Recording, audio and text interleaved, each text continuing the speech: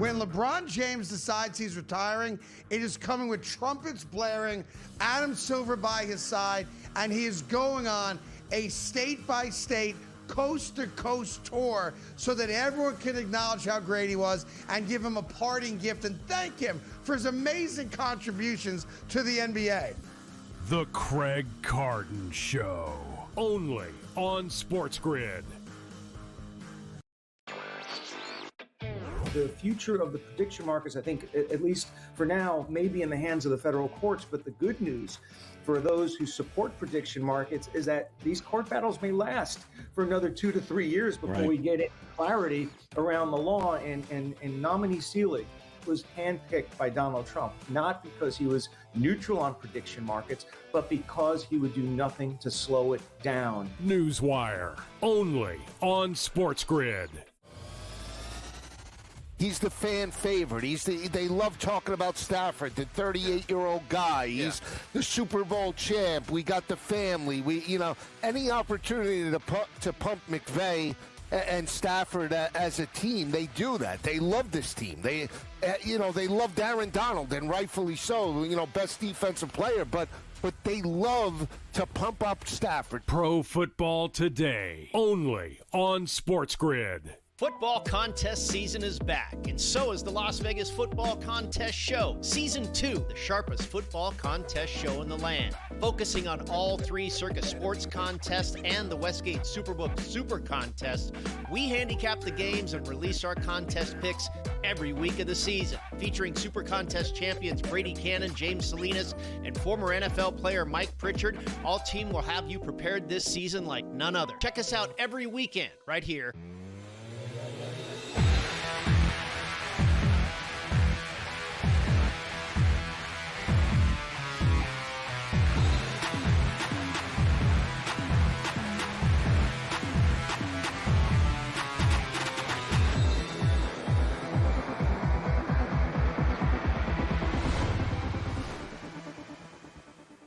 And welcome in. It is in-game live game day here on a marvelous Monday evening. Scott Wetzel and Gabriel Morency for the next 3.5 hours or so, depending on how long this Giants-New England Patriots game lasts. Yes, it is a little Monday night football. Not a bad game.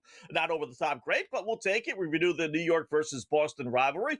Got a full slate of NBA, NHL, some college basketball games to bet on as well over the next 3.5 hours. So hopefully making a couple of shekels along the way. First up, though, before we do anything, game time. What's betting you off tonight, Gabe?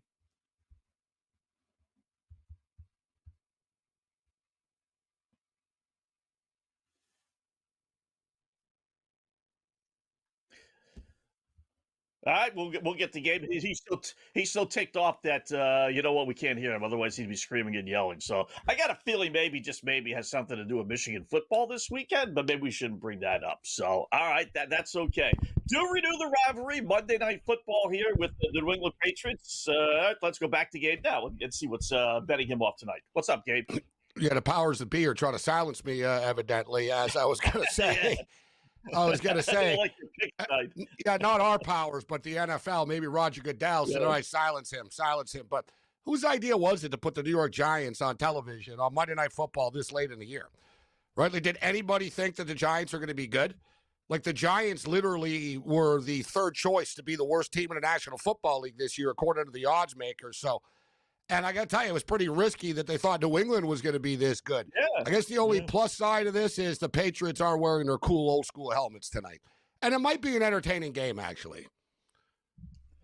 Yeah, we've seen some of these bad matchups be entertaining, but that's a good thought. I didn't think really about that. Who thought the Patriots were going to be this good? And no one it's a pretty bold choice of them.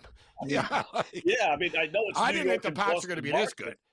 Everybody did, too. A lot of people thought, they're going to be really good this year, and, Drake made this and Mike Vrabel that. I didn't think they'd be this good, Scott. I'll admit it. I didn't think they were going to win the damn division. I'll tell you that. But, they scheduled this game before the year started. You have to wonder why, but it is what it is. Yeah. Yeah, New York, Boston market, I can imagine is really, if these two teams were in different cities, we wouldn't be watching this. So, all right, with that, let's do our opening pickoff. I'll keep this one quick. It's a two-team parlay. Don't do this too often, but I like the Patriots to win the football game. I'm going to drop them, Gabe, from 7.5 point underdog to favorites to minus 1.5 favorites, and then I'll bump the over-under line up to 52.5. This is what I don't do too often. I don't like doing that, generally speaking, but I don't think we're getting to 46.5, so I'll raise it to 52.5. Patriots minus 1.5, under 52.5 6-point tees. Well, you know what? It's pretty crazy that I'm going to sit here and try to make a convincing case for a 2-10 football team against a 10-2 football team. But the fact of the matter is, the New York Giants are 7-5 against the spread this year, right? And the fact that they're not getting 10.5 is all you need to know. Like, this number feels like it should be higher. You've got a 2-10 team. You have a rookie quarterback coming back that hasn't played in a couple of weeks. You're taking on a smoking hot Patriots team. But with all that being stated, I think the Giants show up tonight. I think it's a close football game. They'll be fired up because it's primetime television, and Jackson Dart's enthusiasm will rub off. Give me the New York Football Giants plus the 7. All right, let's do some props here. My first one, let's go at over 61.5 yards rushing, Travion Henderson. Boy, I like this one a lot. This might be your best bet on my board anyway, out of all the picks. I don't know how he doesn't get to 62 yards. He's taken over the number one spot with Stevenson being out. Then he was suspended or didn't suit up. But clearly Henderson is the number one guy. Last time we saw the Giants defense, they were giving up a ton of yards. Their defense stinks. It was supposed to be at least the one side of the ball that would be halfway decent this year, and it's not. Cold weather, I don't know how he doesn't get to 62 yards. So give me Henderson over 61.5 yards for the Patriots. It's 66.5 right now, just for the record. Wow. It's pretty much been that all day, to be honest. I submitted my picks like in the afternoon. It was like 65.5, 66 and a half. But I do think Henderson goes off tonight. I think there's going to be points in this football game. I think the Giants, right, if you look at the Giants' offense, has been actually pretty good. They have nothing to lose. Kafka's trying to make a name for himself. He calls a pretty aggressive game.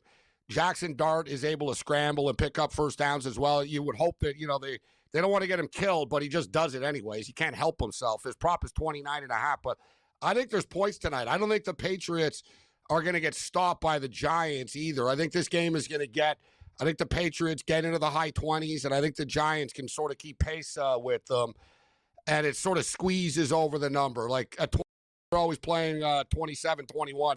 Sort of feels like it's sort of out. Those won a football game. So I'm gonna take the over of this game, and I'm also gonna tease the over. But I think there's gonna be some points tonight. All right. FanDuel right now has him at 63.5, which it was earlier, Gabe. And I'll tell you, when I submitted the pick, it lowered to 60. Yeah, it actually lowered. I did see it at 61.5. It is now back up to 63.5, but it's certainly well under the 66.5 that you're seeing. So another example of just do a little shopping here, and you think, what's the difference? A couple of yards. You'd be surprised how many times the runner comes close to the actual yards total. So every yard on your advantage certainly helps. My last one with the football is going to be Jackson Dart interception. Get plus odds on FanDuel at plus 108. I think with that Patriot defense, Mike Vrabel, kid hasn't played a full season, obviously. He's coming off a concussion. We don't know if he's seeing left or right. I do think they're going to be a little conservative with him tonight, but I'll take my chances that Vrabel's defense, they're middle of the pack as far as interceptions are concerned, but I'll take my chances they get a pick from Dart somewhere along the line. So Dart interception plus 108 at FanDuel. Scott talked about the Giants. Listen, the Giants' run defense is bad. That's their weakness of the football team. They give up more yards than any team in the National Football League. Do 157.2 yards only. Cincinnati's right at the bottom. Buffalo, Miami, and surprisingly enough, Chicago as well. But Henderson should have a big game. Every running back except one this year has gone over with the Patriots. That's pretty wild. If you played the opposing team's running back one and his over prop in every game this year, it's gone over in every game except one. And the one it didn't was Josh Jacobs and the Packers. And he had 40 yards on 7 carries, and he got hurt, and he got knocked out of the game. Like, he would have went over the number. So I expect Henderson to pop a few big runs tonight. So I like the Henderson over rush prop as well. I also think he scores a touchdown. All right. My last one is going to be hockey, believe it or not. There's dropping the first puck right now, Anaheim and St. Louis. Let's go with Jordan Kyrou, 3 shots on goal or more for St. Louis. He's their number 1 shot on goal guy. He's not a monster guy. He's just over 2.5. But Anaheim, as much success as they've had so far this season, they're in the top 10 as far as shots on goal allowed. St. Louis is at home. St. Louis has owned the Ducks, as most teams have. They're 10-0 against Anaheim. But I think Kyrou, being the number 1 guy, gets his 3 shots on goal tonight. Over 2.5 or 3+, however you play it. Same line on FanDuel. Jordan Kyrou for the St. Louis Blues. Speaking of Trevion Henderson, he hasn't been like a touchdown machine or anything like that this year. He's had a good year, right? He's a dynamic player. He's explosive, but he only has 5 touchdowns on the year. But I think that tonight he will get into the end zone. We talked about it. The Giants can't stop the run. The Patriots get inside like the 8-yard line, 7, et cetera, in that territory. I don't think they'll be able to stop him. And once he gets going, he's a load to deal with. So I think Henderson gets into the end zone tonight. I also think Stephon Diggs probably scores a touchdown tonight, too. I think there's points tonight. I think the Patriots are going to score like 3 touchdowns, a couple of field goals, et cetera. So there will be touchdowns. And I think it's either Henderson or Diggs that scores the first touchdown of the game. That's like plus 450 and plus 650. So it's not a bad number for both of them, actually. All right. I'll throw 2 real quickly. I'll let you throw 2 as well if you want. Correct score, usual. Halfway decent as far as the point spreads are concerned. Patriots winning 27-21. We generally take the favorite, that same number. That's paying plus 125. A $5 bet will net you $625. And then here's one for you. Henderson and Tyrone Tracy, the number 1 back for the Giants, they each get 25 yards rushing, Gabe, in each half, but it's paying 8.5 to 1.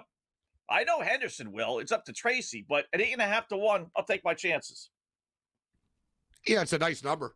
Tracy's a good back, but I think Tracy's going to be more involved catching passes out of the backfield tonight. Right. Yeah. I know he's the one that we got to worry about, but for 8.5 to 1, I'll take a chance. In-game live continues here on the grid.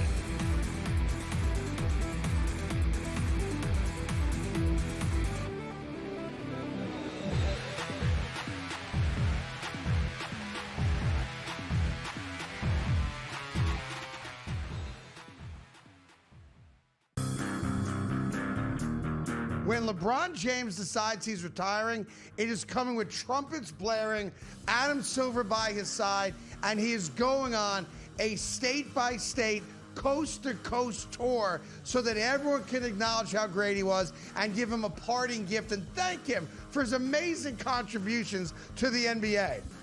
The Craig Carton Show, only on SportsGrid.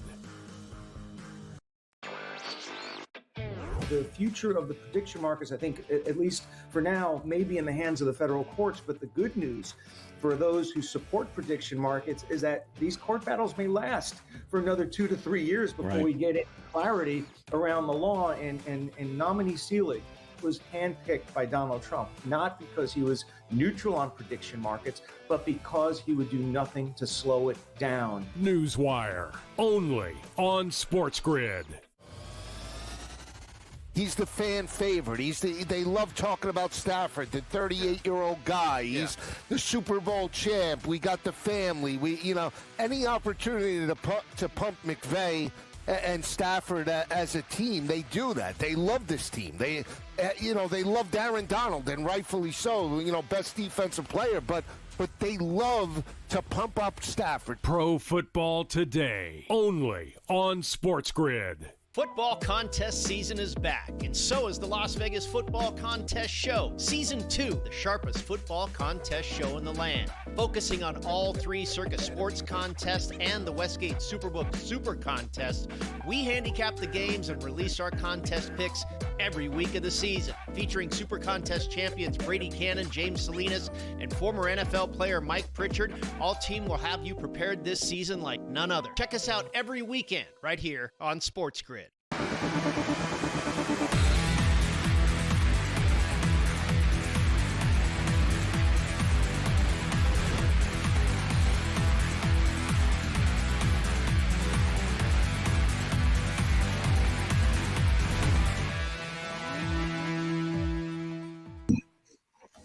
right, welcome back. It is in-game live game day here on the grid. Scott and Gabe getting set for a little Monday Night Football. Trends aren't friends for the New York Giants, that is for sure, Gabe. In some aspect, other aspects there are. You pick your poison here. Trends, Monday Night Football, dogs, and night games this season, I will say, 22-12 against the spread, so that's in the Giants' favor. But the Giants have just been brutal. They just don't win at night.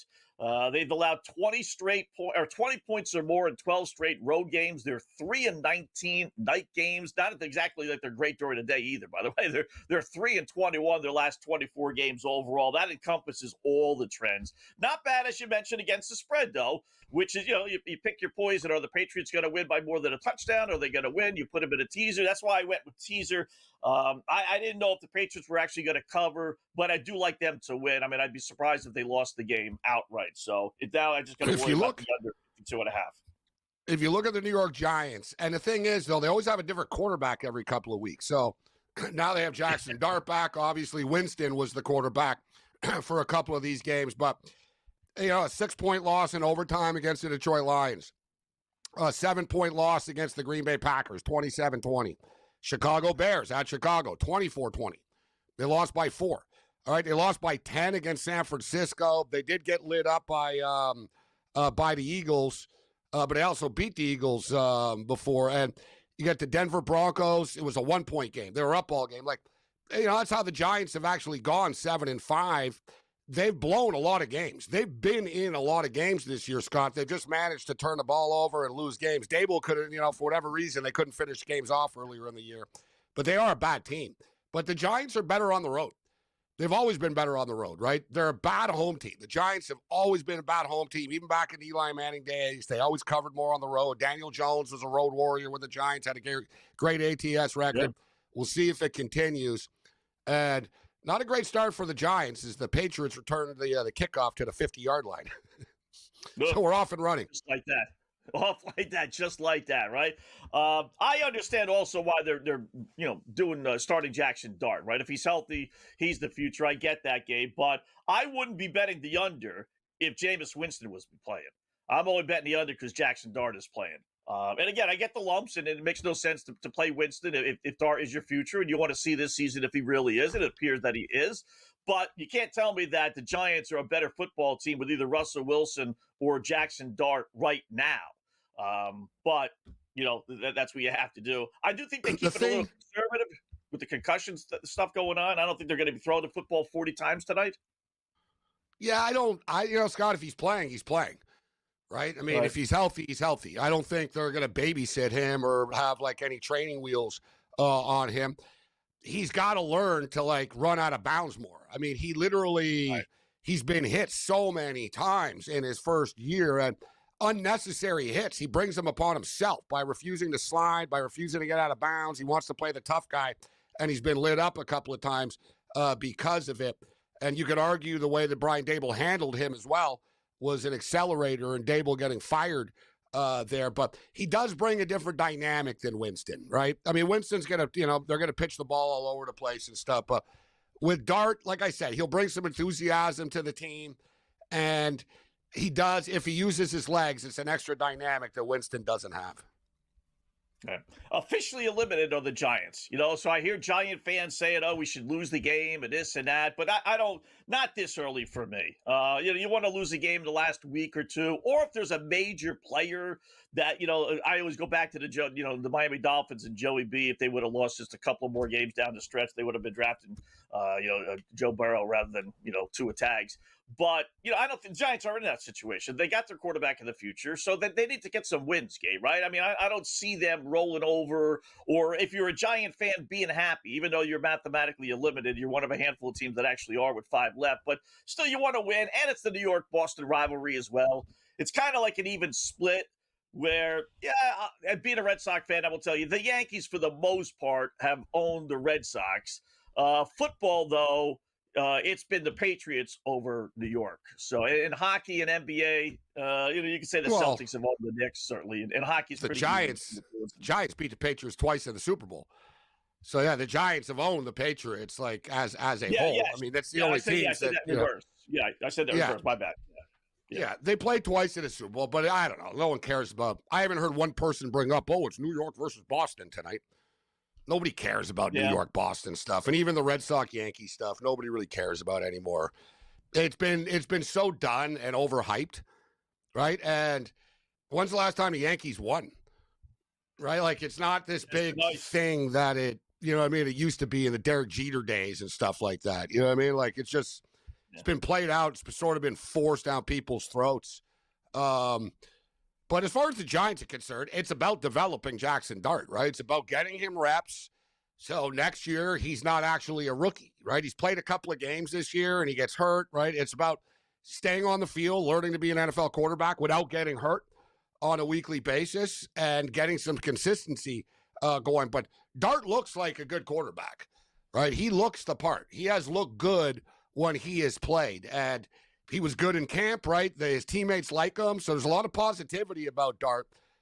You know, hopefully it doesn't get to his head. You can see he's kind of an arrogant kid to begin with, right? So, but the Giants are a train wreck, bro. Like they're never going to be good. It's just one of those, it's one of those lost franchises, Scott.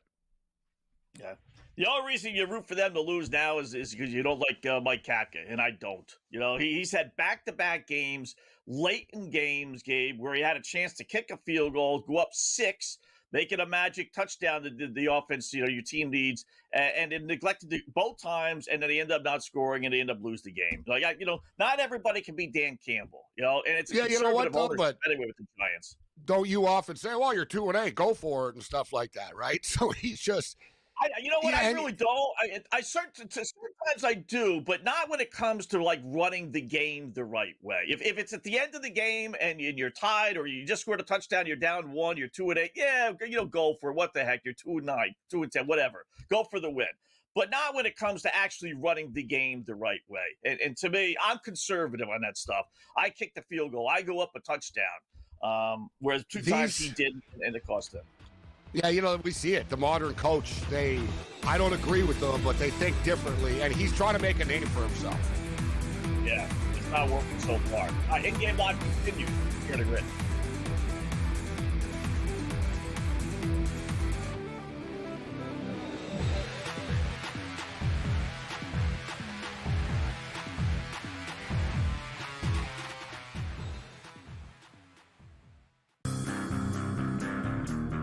When LeBron James decides he's retiring, it is coming with trumpets blaring, Adam Silver by his side, and he is going on a state-by-state, coast-to-coast tour so that everyone can acknowledge how great he was and give him a parting gift and thank him for his amazing contributions to the NBA.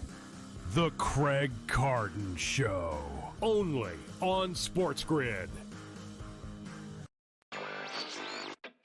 The future of the prediction markets, I think, at least for now, may be in the hands of the federal courts. But the good news for those who support prediction markets is that these court battles may last for another 2 to 3 years before we get clarity around the law. And nominee Seelig was handpicked by Donald Trump, not because he was neutral on prediction markets, but because he would do nothing to slow it down. Newswire, only on SportsGrid.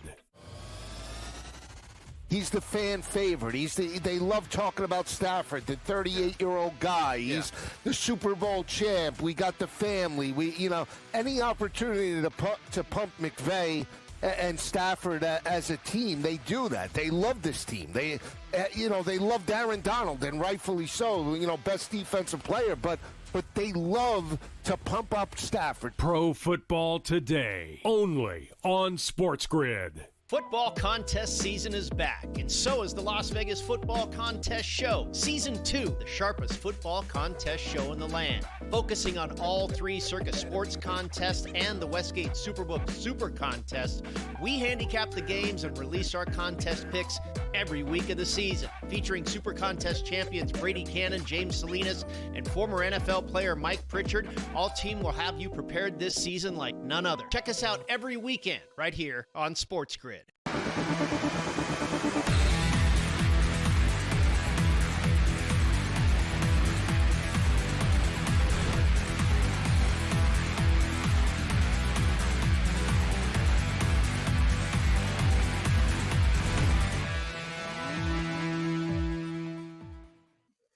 right, how about that? Little old school football. Welcome back in Game Live, Game Day here on the grid. Scott and Gabe, hour number one. Patriots take the opening kickoff. They march all the way down the field. They had it first and goal, Gabe, down to the giant 4-yard line, fourth and goal. You would think, okay, it's 2025. They're going to go for it, but the Patriots actually kick a field goal rather than go for it on their first drive. So 3-0 New England. We'll check all the lines here. Mike Vrabel, old school, like you said. He's not. He's not Dan Campbell.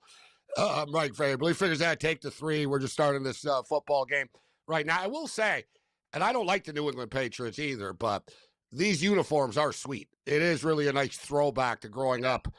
And I used to get all the AFC East and NFC East games all the time. So, the Steve Grogan and Irving Fryer and Sam Cunningham, they weren't very good, right? They weren't, the Patriots had never really been good in my lifetime. They made the Super Bowl in the mid-'80s. They got lit up, but that was kind of a blip. Like, they weren't, sustained good. They kind of had a good year with Tony Eason and Grogan there, and they got lit up by the Bears. And here we are now. It's amazing how before the Patriots were like an afterthought, right? I never hated the Patriots. They were just another one of these teams that were, They were just sort of there. And, their stadium was empty all the time. The thing that they were most famous for was a guy that was in jail that on a work pass at the stadium. Imagine whatever they did that in those days. So the guy's in jail, and they brought him out of jail and brought him to a Patriot game. That's how bad the Pats were. It was like punishment. So they brought a guy from jail to shovel the snow at the game in the old days, and he went out and he shoveled the snow for the Patriot kicker. right, just a perfect little. They won the football game. That's what they were known for. It's like the Chiefs. I had Steve Sable on the show before from NFL Films, and we were talking about. He told a story about how the Chiefs in the old days they couldn't show bombs, Scott, on NFL Films. So high passes in Kansas City and Foxborough as well. The NFL didn't like it, and the Chiefs, Lamar Hunt was very powerful because the stands were empty. So there'd be fans in the lower bowl, but if you showed a pass, a deep pass, the ball would have a big arc, and then the camera would have to go up and show the stands that are being empty. And they were like, no, we don't want to show all the empty seats on NFL Films.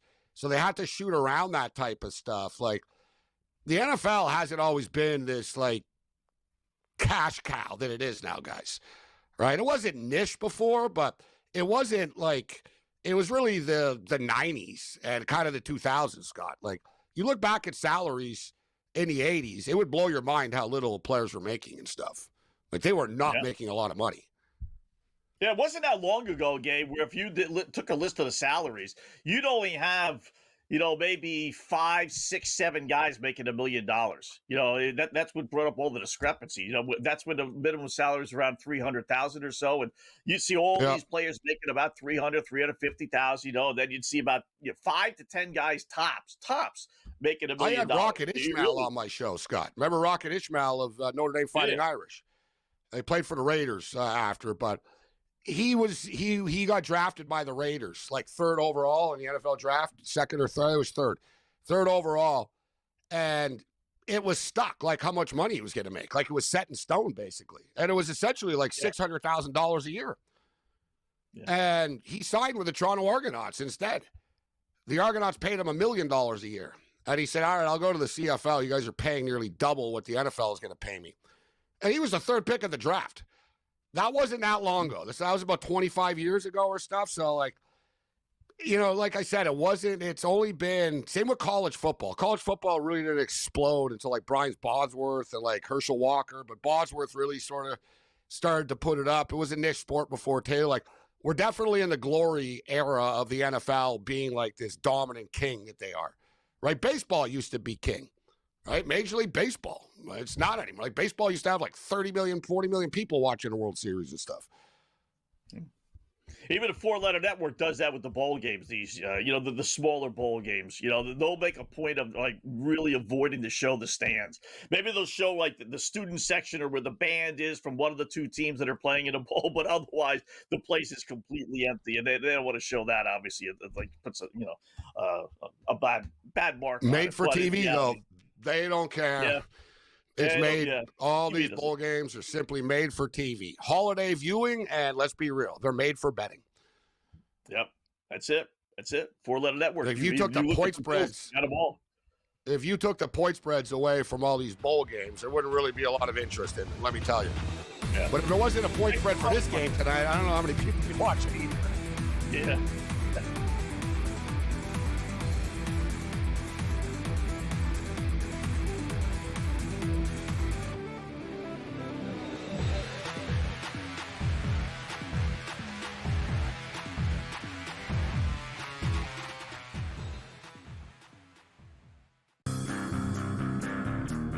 When LeBron James decides he's retiring, it is coming with trumpets blaring, Adam Silver by his side, and he is going on a state-by-state, coast-to-coast tour so that everyone can acknowledge how great he was and give him a parting gift and thank him for his amazing contributions to the NBA.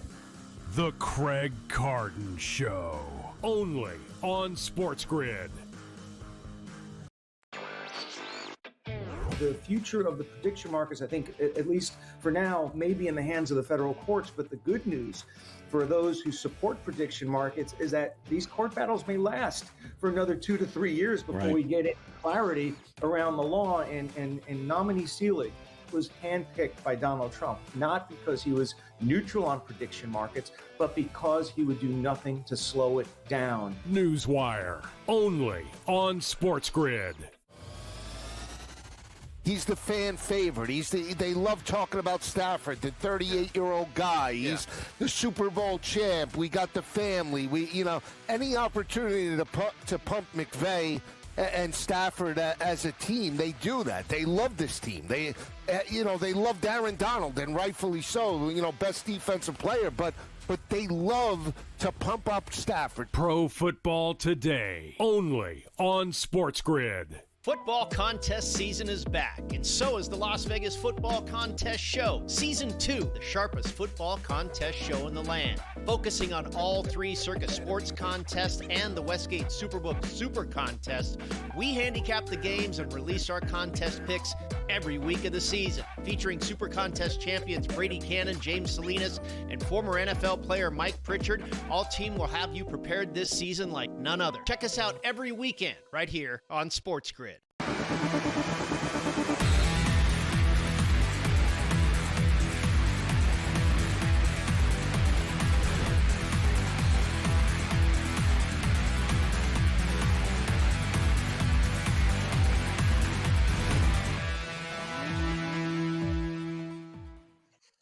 All right, welcome back. In-game live game day here on the grid, right on cue. We go to break and we get a touchdown. Unfortunately, or maybe not, depending on what side you're on. Last time we were with you, the Giants had the ball, but they could not get more than just one first down. They punted, and Gabe, 94 yards later, the Patriots returned the punt for a touchdown, and the extra point is good. It's 10-0 New England, just like that. Wow.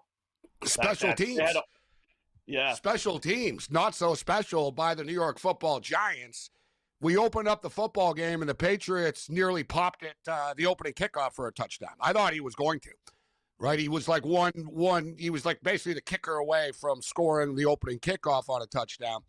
Now the punt return, similar situation, terrible tackling. There wasn't really even a white jersey around him. He hit the sideline, and the punter ran at him, and that was that. And boom, he's gone 10-0. Jones with the first touchdown of the game, which I did not have tonight. So, Jones scores the first touchdown.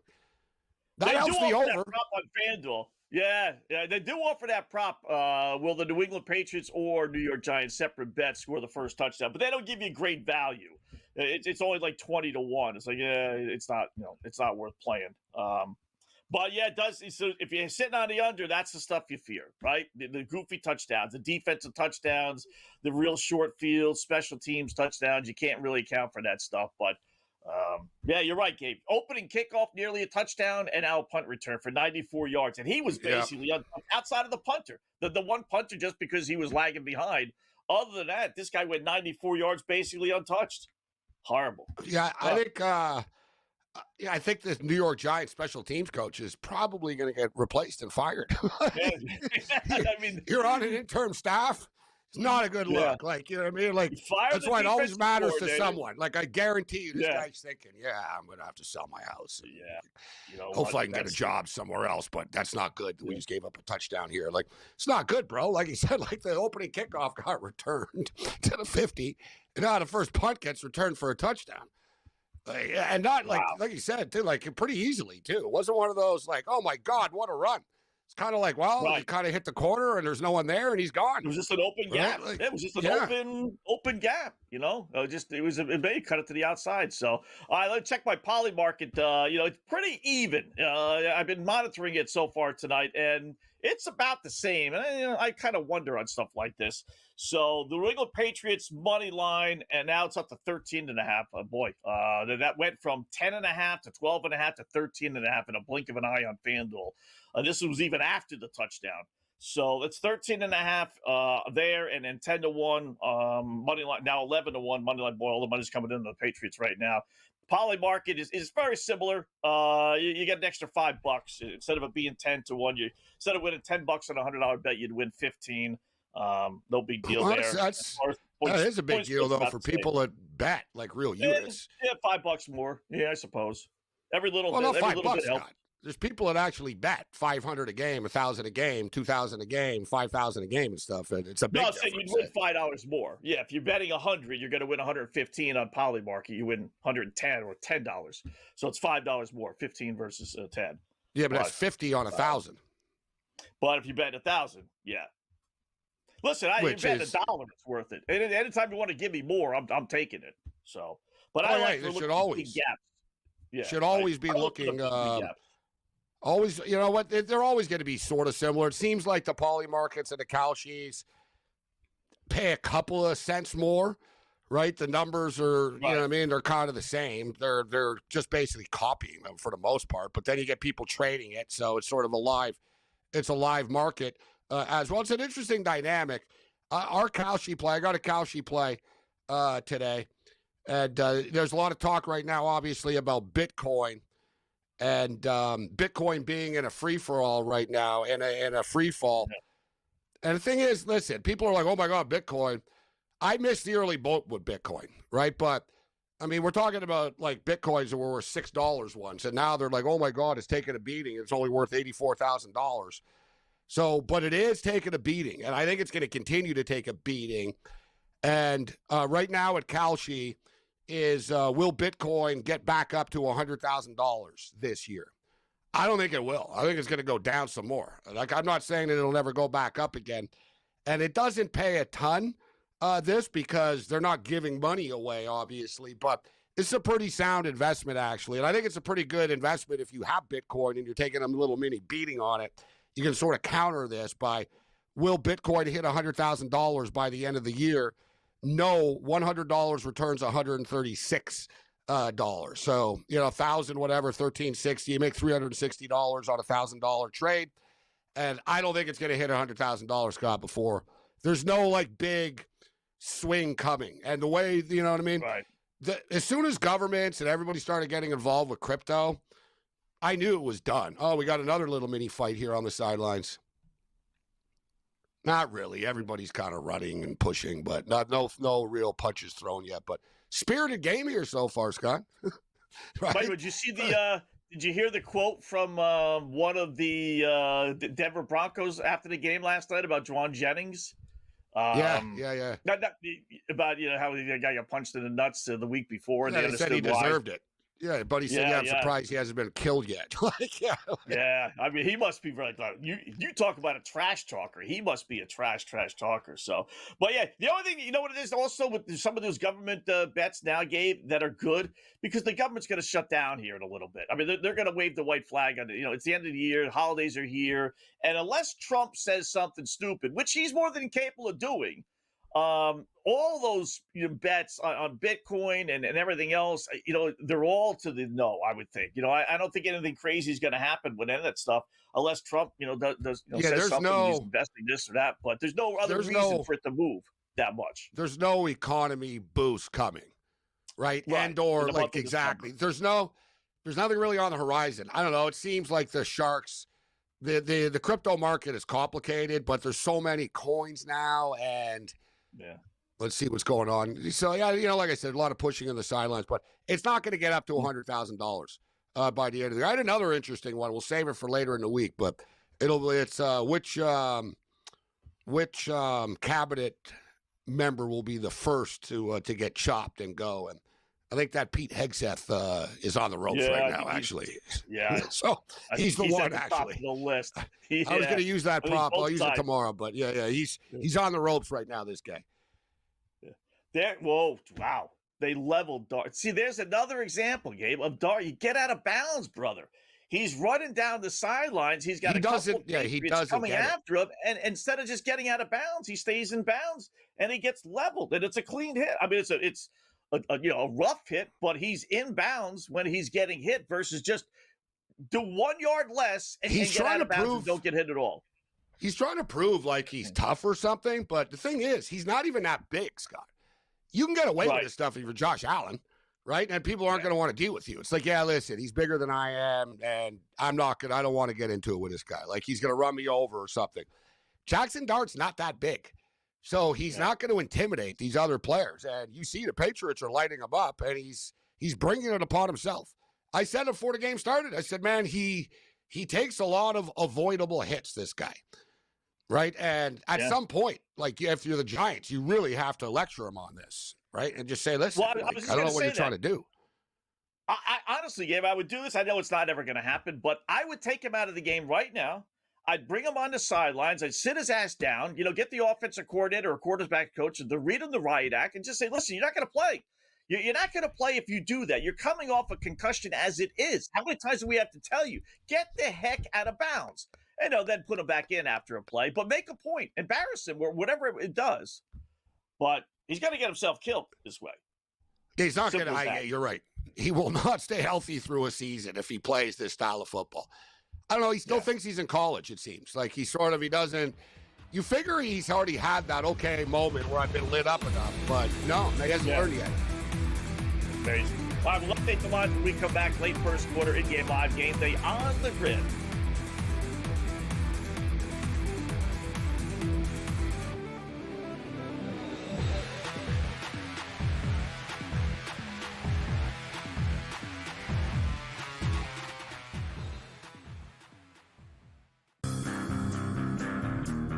When LeBron James decides he's retiring, it is coming with trumpets blaring, Adam Silver by his side, and he is going on a state-by-state, coast-to-coast tour so that everyone can acknowledge how great he was and give him a parting gift and thank him for his amazing contributions to the NBA. The Craig Carton Show, only on SportsGrid. The future of the prediction markets, I think, at least for now, may be in the hands of the federal courts. But the good news for those who support prediction markets is that these court battles may last for another 2 to 3 years before we get clarity around the law. And nominee Seelig was handpicked by Donald Trump, not because he was neutral on prediction markets, but because he would do nothing to slow it down. Newswire, only on SportsGrid. He's the fan favorite. They love talking about Stafford, the 38-year-old guy. He's the Super Bowl champ. We got the family.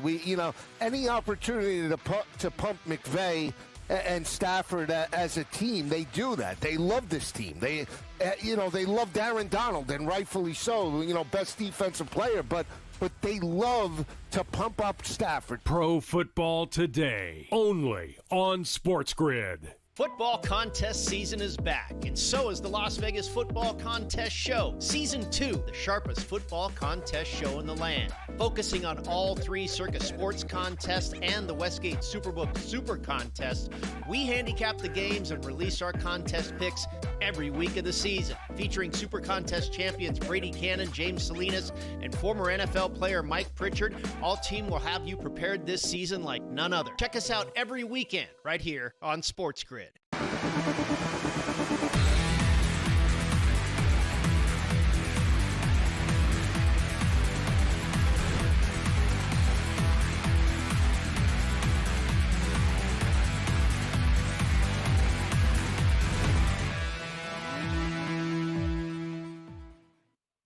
All right, welcome back in Game Live. Game Day here on the grid. Scott and Gabe, hour number one. So not a good start, to put it modestly, for the New York Giants. Down 10-0. They just punted again. Patriots have the ball right around midfield. In fact, they got it out at the Giant 42-yard line.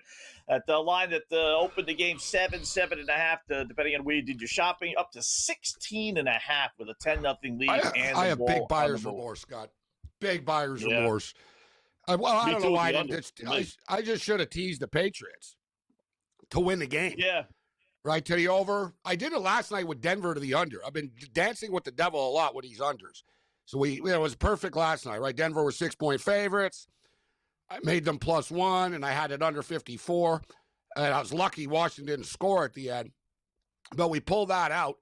Yeah, with that being said, I thought the Giants could hang around, Scott, but you know as well as I do, we talk about it sort of like in basketball. When you're on an underdog, let's say you're getting 7 or something in a college game or an NBA game, you kind of got to be up by 12 to feel good. And even then, there's that run coming from the other team. Like, are the Giants suddenly going to flick the switch and start playing well here, Scott? Like, I wasn't anticipating on them being down 17-0, which they probably will be in about 2 minutes' time. When are we going to our next commercial break? When, you know what, we might actually get a touchdown. Yeah, well, now they're on the 5. Yeah, whatever. Oh, so this has got disaster written all over. Oh my goodness. You're right too. There's a lot of Giants just thinking, man, why don't we just play Jameis Winston and this wouldn't be happening. At least we'd be like scoring points. Yeah. I mean, at least they were exciting and fun with Winston. I mean, I want to put it all on Dart, right? They don't have any wide receivers. They don't have any running backs. But Winston's seen it all. He can drop back and throw a pass still, right? He's like, I've seen this defense. Like, Jackson Dart's never seen anything before, and he looks pretty overwhelmed tonight against the Patriots, to be honest with you. Well, that's the Vrabel. That shows you how good of a head coach, Vrabel. There's the touchdown. Right? There it is. Keyshawn Butte. You got it. Keyshawn Butte. Okay. LSU Tiger action. LSU, yeah. More wide receivers from LSU. So 16-0 Penn of the extra point. Wow. It's a blowout. We're not out of the first quarter. We're not even out of the first. It's 17-0. Giants better score a touchdown on this drive. Otherwise, it's just going to be one of those 34-0 type of games. Strangely enough, the over-under is really not moving that much. I see it at 51.5, unless my computer is a little slow here. No, 51.5. I got a 53.5, but 53. I don't know. Like, are the Giants going to score? Well, the Giants, that's the problem. And that's why they're not moving it normally. Yeah. This could turn into, you need 2 to get to an over. This isn't college football. Like Vrabel, there's no style points here. So Vrabel ain't getting to 62-0 or something because we got to score again. So what, he would call off the dogs at 35-0 or something like that? You know what I mean?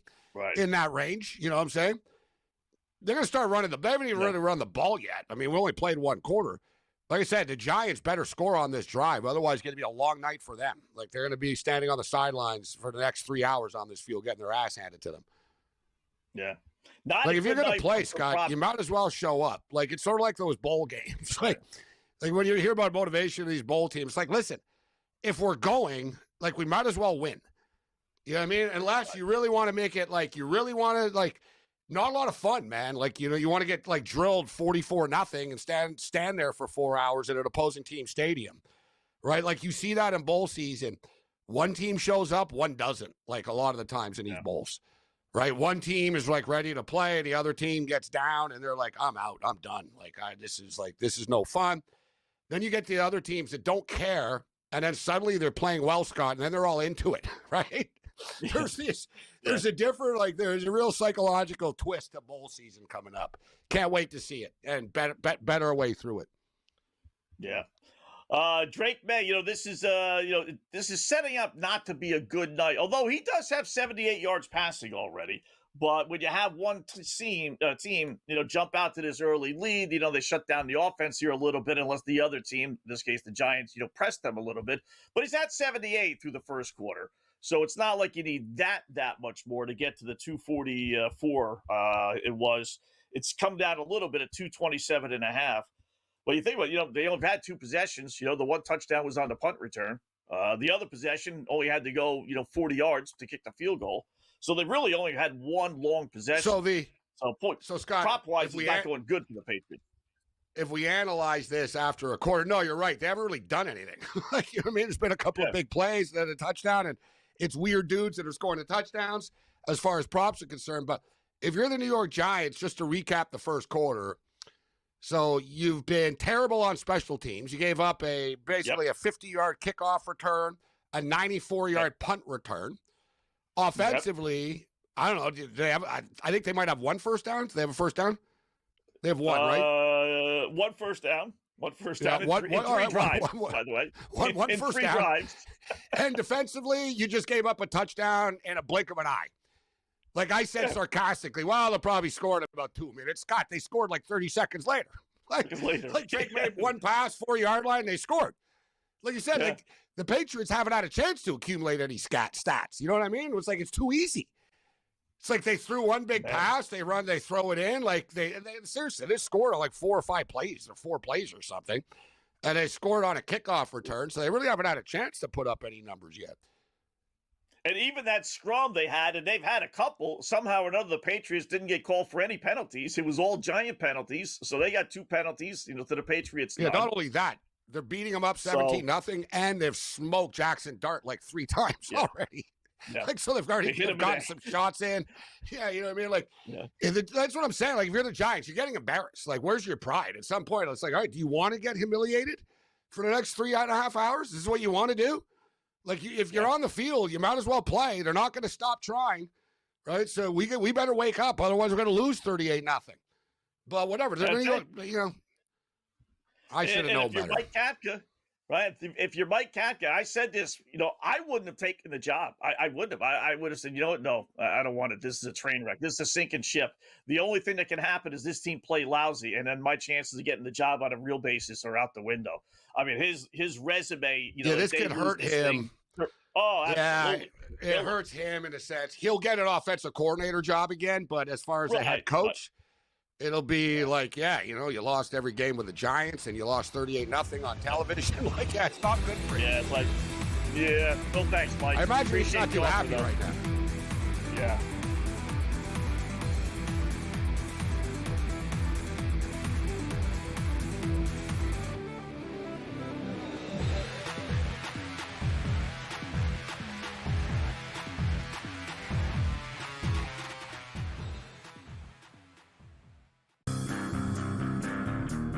When LeBron James decides he's retiring, it is coming with trumpets blaring, Adam Silver by his side, and he is going on a state-by-state, coast-to-coast tour so that everyone can acknowledge how great he was and give him a parting gift and thank him for his amazing contributions to the NBA.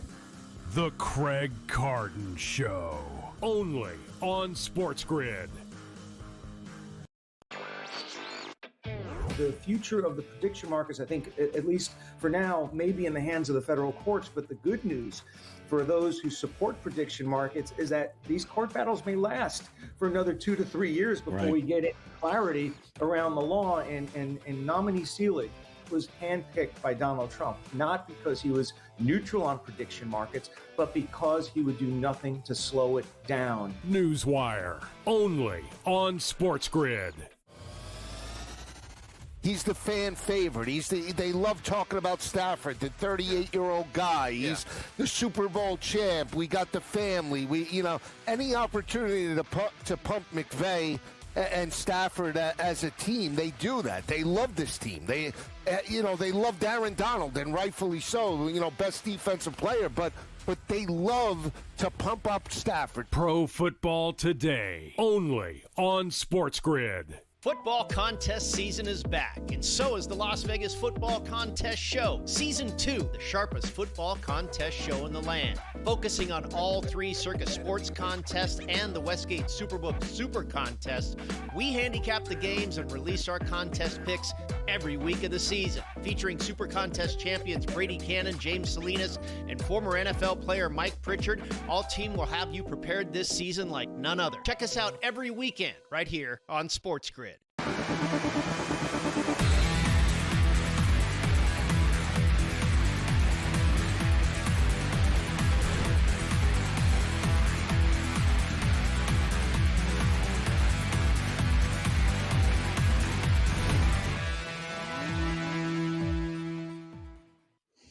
welcome back in Game Live. Game Day here on the grid, closing out hour number one. Scott and Gabe. So 17-0. They just finished up the first quarter. That gives us time to take a peek at maybe some NHL action there here, Gabe. Winnipeg and Buffalo going out. Love the over in this game. It's 3-0 Winnipeg. Devils, I don't know. That was a strange line to me. Columbus has lost 5 of 6. The Devils are great at home, 11-2 their last 13 on home ice. And lo and behold, here they are 2-2 after 2, and they're minus 130. So somebody do something. But I'm in on the Devils tonight. Buffalo Sabres, surprise. Our boy Cam Stewart's actually at the game in Buffalo tonight. Really? Cool. Yeah, beating the Winnipeg Jets right now 3-0. Which is rare, right? I don't think Cam's ever seen the Sabres win. Cam's been going to a lot of these like Monday night Sabre games this year, and they never win. So it's kind of somewhat of a shock. He's probably happy. He always takes them. he always takes them. You know, he went after the Bills too. Like everyone, like it's all Bills fans there, right? Like so, he went to a game after the Bills lost. I forget it was like 2 weeks ago, 2 Sundays ago, whatever. On the Monday, and he told me, it was just super depressing. Like Sabres lost. Everyone's sitting there in Bills jerseys, just pissed off about the Bills. Like it just carries over, right? Poor Sabres. Like it's better for the Sabres when the Bills win. You know, because these people in the arena aren't as upset. But the Sabres, sort of like the New York Giants. So it's kind of like just one of these teams, man. They can't get it going. Yeah. Like, they've tried. Just different coaches. They can't, like, they have the longest run right now out of any team that hasn't been in the playoffs in pro sports. Buffalo? Wow. Yeah. Yeah, you got to go back. Bro, they haven't made the NHL playoffs, Scott, since like 2011 type stuff. It's been like 14, 15 years since they made the playoffs. Wow. The playoffs only. Yeah. And every year they seem to have hope, and they got Tage Thompson, pretty good player, like really a good player. So you think they have a little. They always end the season strong and tease people. They're always like, they actually won like 10 of their last 14 games. Right? Yeah. Like, there's always that tease. This is it.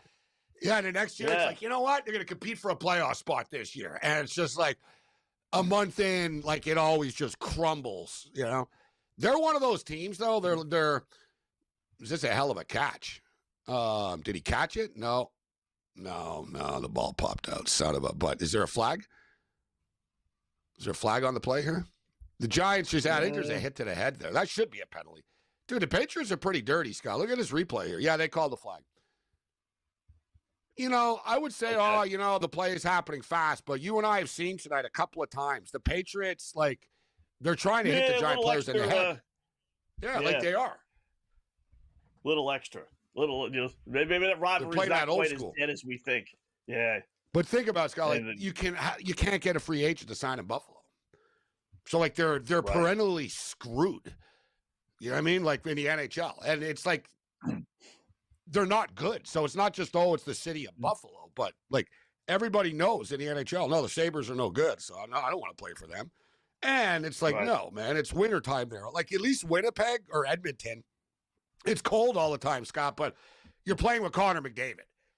You know, Zach Hyman scores 50 goals a year because, you know what I mean? Like, you're going to put up numbers and you're on a good team. I know they're struggling now, but, like, you know, or even Winnipeg. It's like, yeah, it's cold in Winnipeg, but the team is good. People love the team and stuff. Like the Sabres, Scott, like, it's like living hell to play on the Buffalo Sabres. You know what I'm saying? Touchdown from the New York Giants. Oh, okay. Darius Slayton. You got to pay New York taxes. Yeah, exactly. And without the fun of New York City. Yeah, exactly. You're paying up the ass, and you're like living in Buffalo. It's like, this is just like, great. what the fudge is going on? I know. Yeah. It's like, exactly, Scott. Right. It's like, yeah, big taxes in L.A. But it's like, yeah, whatever, dude. I live in Beverly Hills. I got a great life, so I get squeezed. Like, Shohei Ohtani doesn't care. Like, Mookie Betts doesn't care. But, like, exactly, you're getting, like, nailed hard. And it's like, oh, man. And, like, you're in Buffalo. Like, it's not an ideal situation. Yeah, so... All right, so the Giants scored. That FanDuel's awfully slow tonight, man. Yeah, there's been a bunch of goals here, too, Scott. Speaking of which, the Sabres was just 3-0. It's 4-1 now. Winnipeg scored and Buffalo scored. It's 4-1 suddenly. There you go. There's your over. You're talking about liking the over. There's some more goals. Like the over. Yeah. Jordan Kyrie's already got 2 shots on goal. We gave him out 3 or more, so we need 1 more. They're only through the first period. Anaheim 2-1 over St. Louis. Winnipeg are going to be in trouble without without Hellebuck. Let's just call it what it is. 2-5.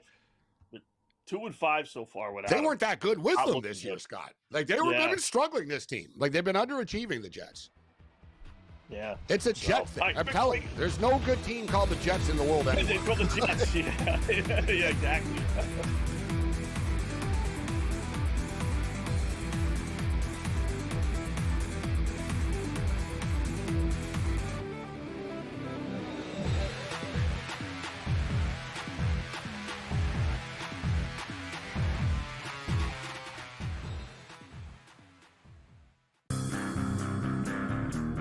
When LeBron James decides he's retiring, it is coming with trumpets blaring, Adam Silver by his side, and he is going on a state-by-state, coast-to-coast tour so that everyone can acknowledge how great he was and give him a parting gift and thank him for his amazing contributions to the NBA. The Craig Carton Show, only on SportsGrid. The future of the prediction markets, I think, at least for now, may be in the hands of the federal courts. But the good news for those who support prediction markets is that these court battles may last for another 2 to 3 years before we get clarity around the law. And nominee Seelig was handpicked by Donald Trump, not because he was neutral on prediction markets, but because he would do nothing to slow it down. Newswire, only on SportsGrid. He's the fan favorite. They love talking about Stafford, the 38-year-old guy. He's the Super Bowl champ. We got the family. Any opportunity to pump McVay and Stafford as a team, they do that. They love this team. They love Aaron Donald, and rightfully so. Best defensive player, but they love to pump up Stafford. Pro Football Today, only on SportsGrid. Football contest season is back, and so is the Las Vegas Football Contest Show. Season 2, the sharpest football contest show in the land. Focusing on all 3 Circus Sports contests and the Westgate Superbook Super Contest, we handicap the games and release our contest picks every week of the season. Featuring Super Contest champions Brady Cannon, James Salinas, and former NFL player Mike Pritchard, all team will have you prepared this season like none other. Check us out every weekend right here on SportsGrid.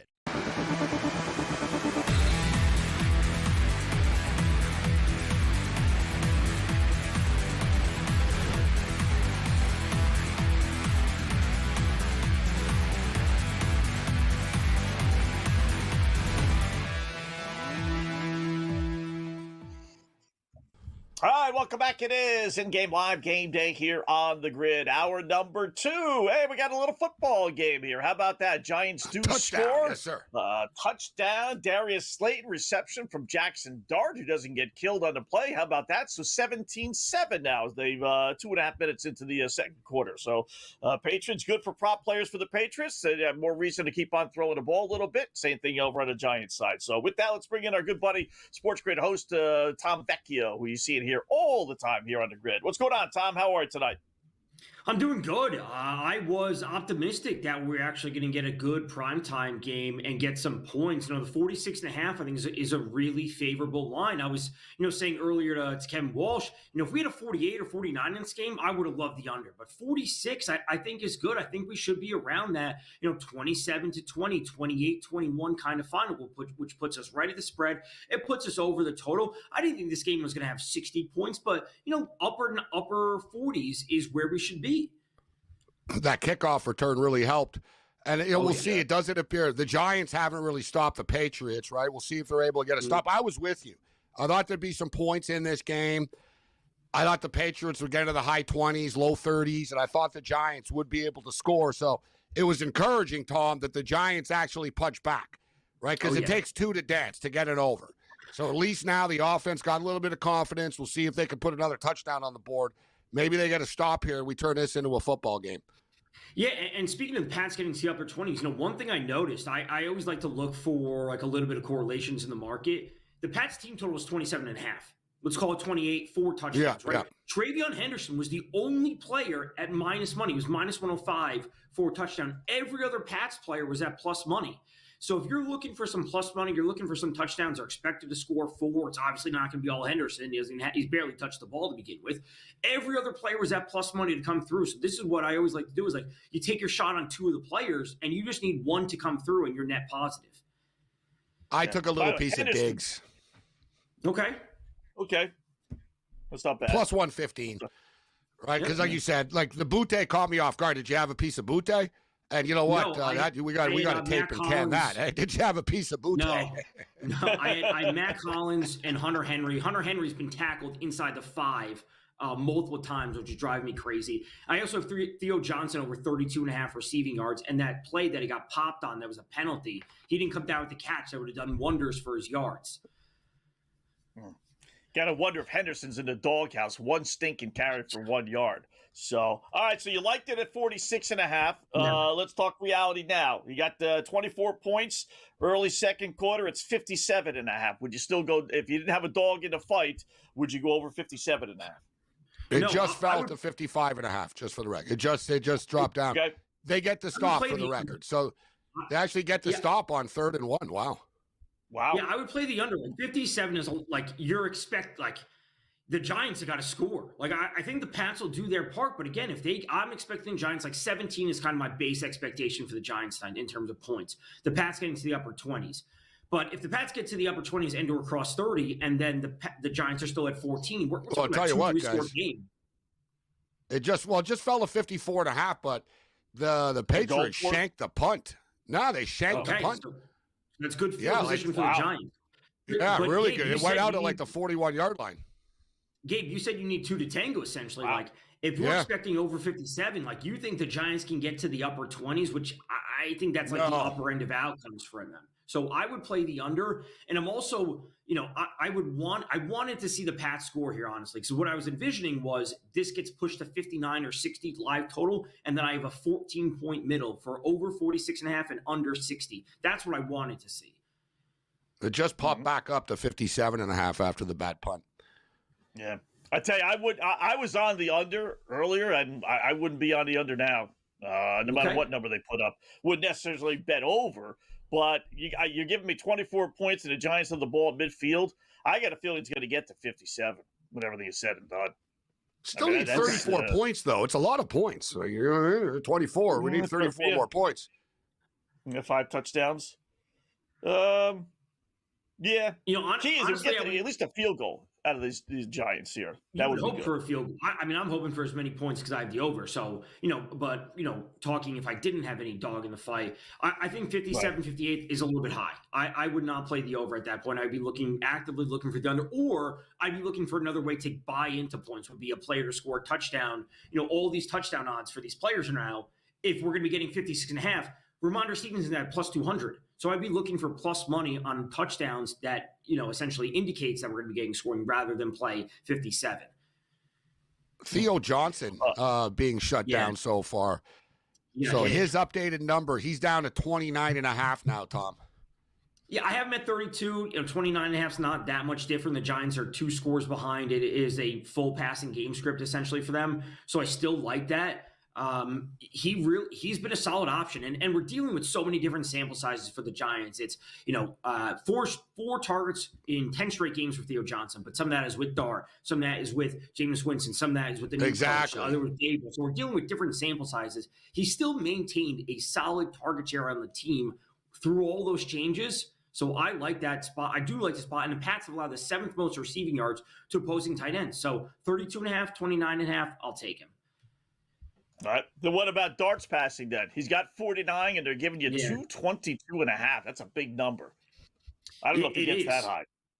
It was 202 before, and I wasn't sold on that just based on the fact that, how much was he going to have to pass? How much did they want him passing?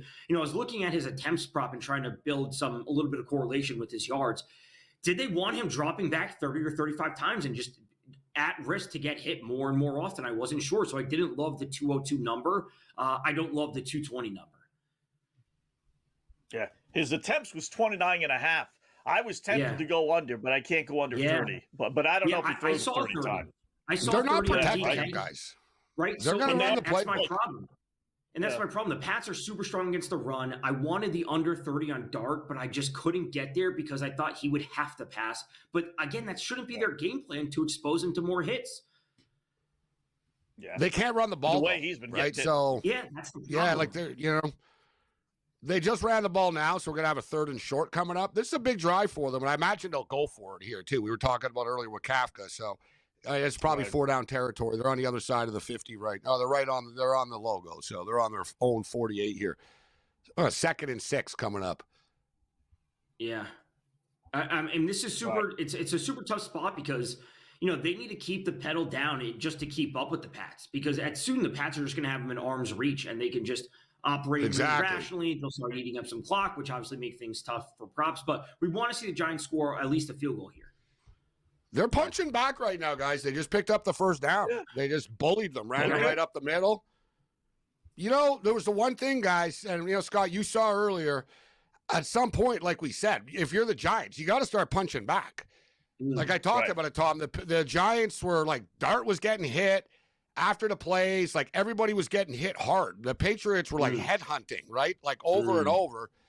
And I don't know if maybe something finally clicked with the Giants where it's like, all right, listen, we're getting beat up and we're getting humiliated on national television. Let's show some pride. And now on cue, man, it's amazing what a touchdown can do, guys, right? They get back to the sideline, suddenly it's 17-7, and look, they're running the ball right now down the Patriots' throat suddenly.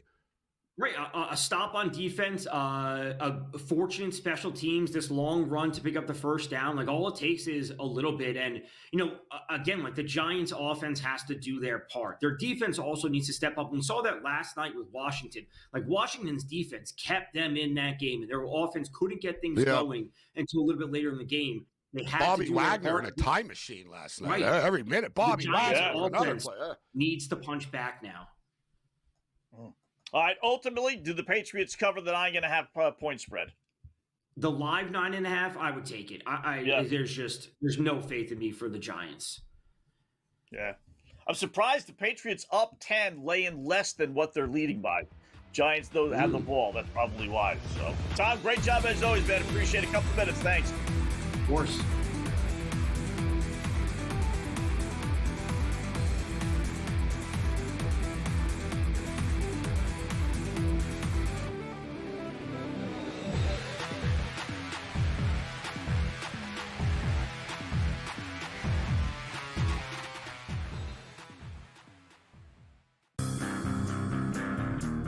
When LeBron James decides he's retiring, it is coming with trumpets blaring, Adam Silver by his side, and he is going on a state-by-state, coast-to-coast tour so that everyone can acknowledge how great he was and give him a parting gift and thank him for his amazing contributions to the NBA. The Craig Carton Show, only on SportsGrid. The future of the prediction markets, I think, at least for now, may be in the hands of the federal courts. But the good news for those who support prediction markets is that these court battles may last for another 2 to 3 years before we get clarity around the law. And nominee Seelig was handpicked by Donald Trump, not because he was neutral on prediction markets, but because he would do nothing to slow it down. Newswire, only on SportsGrid. He's the fan favorite. They love talking about Stafford, the 38-year-old guy. He's the Super Bowl champ. We got the family. Any opportunity to pump McVay and Stafford as a team, they do that. They love this team. They love Aaron Donald, and rightfully so. Best defensive player, but they love to pump up Stafford. Pro Football Today, only on SportsGrid. Football contest season is back, and so is the Las Vegas Football Contest Show. Season 2, the sharpest football contest show in the land. Focusing on all 3 Circus Sports contests and the Westgate Superbook Super Contest, we handicap the games and release our contest picks every week of the season. Featuring Super Contest champions Brady Cannon, James Salinas, and former NFL player Mike Pritchard, all team will have you prepared this season like none other. Check us out every weekend right here on SportsGrid.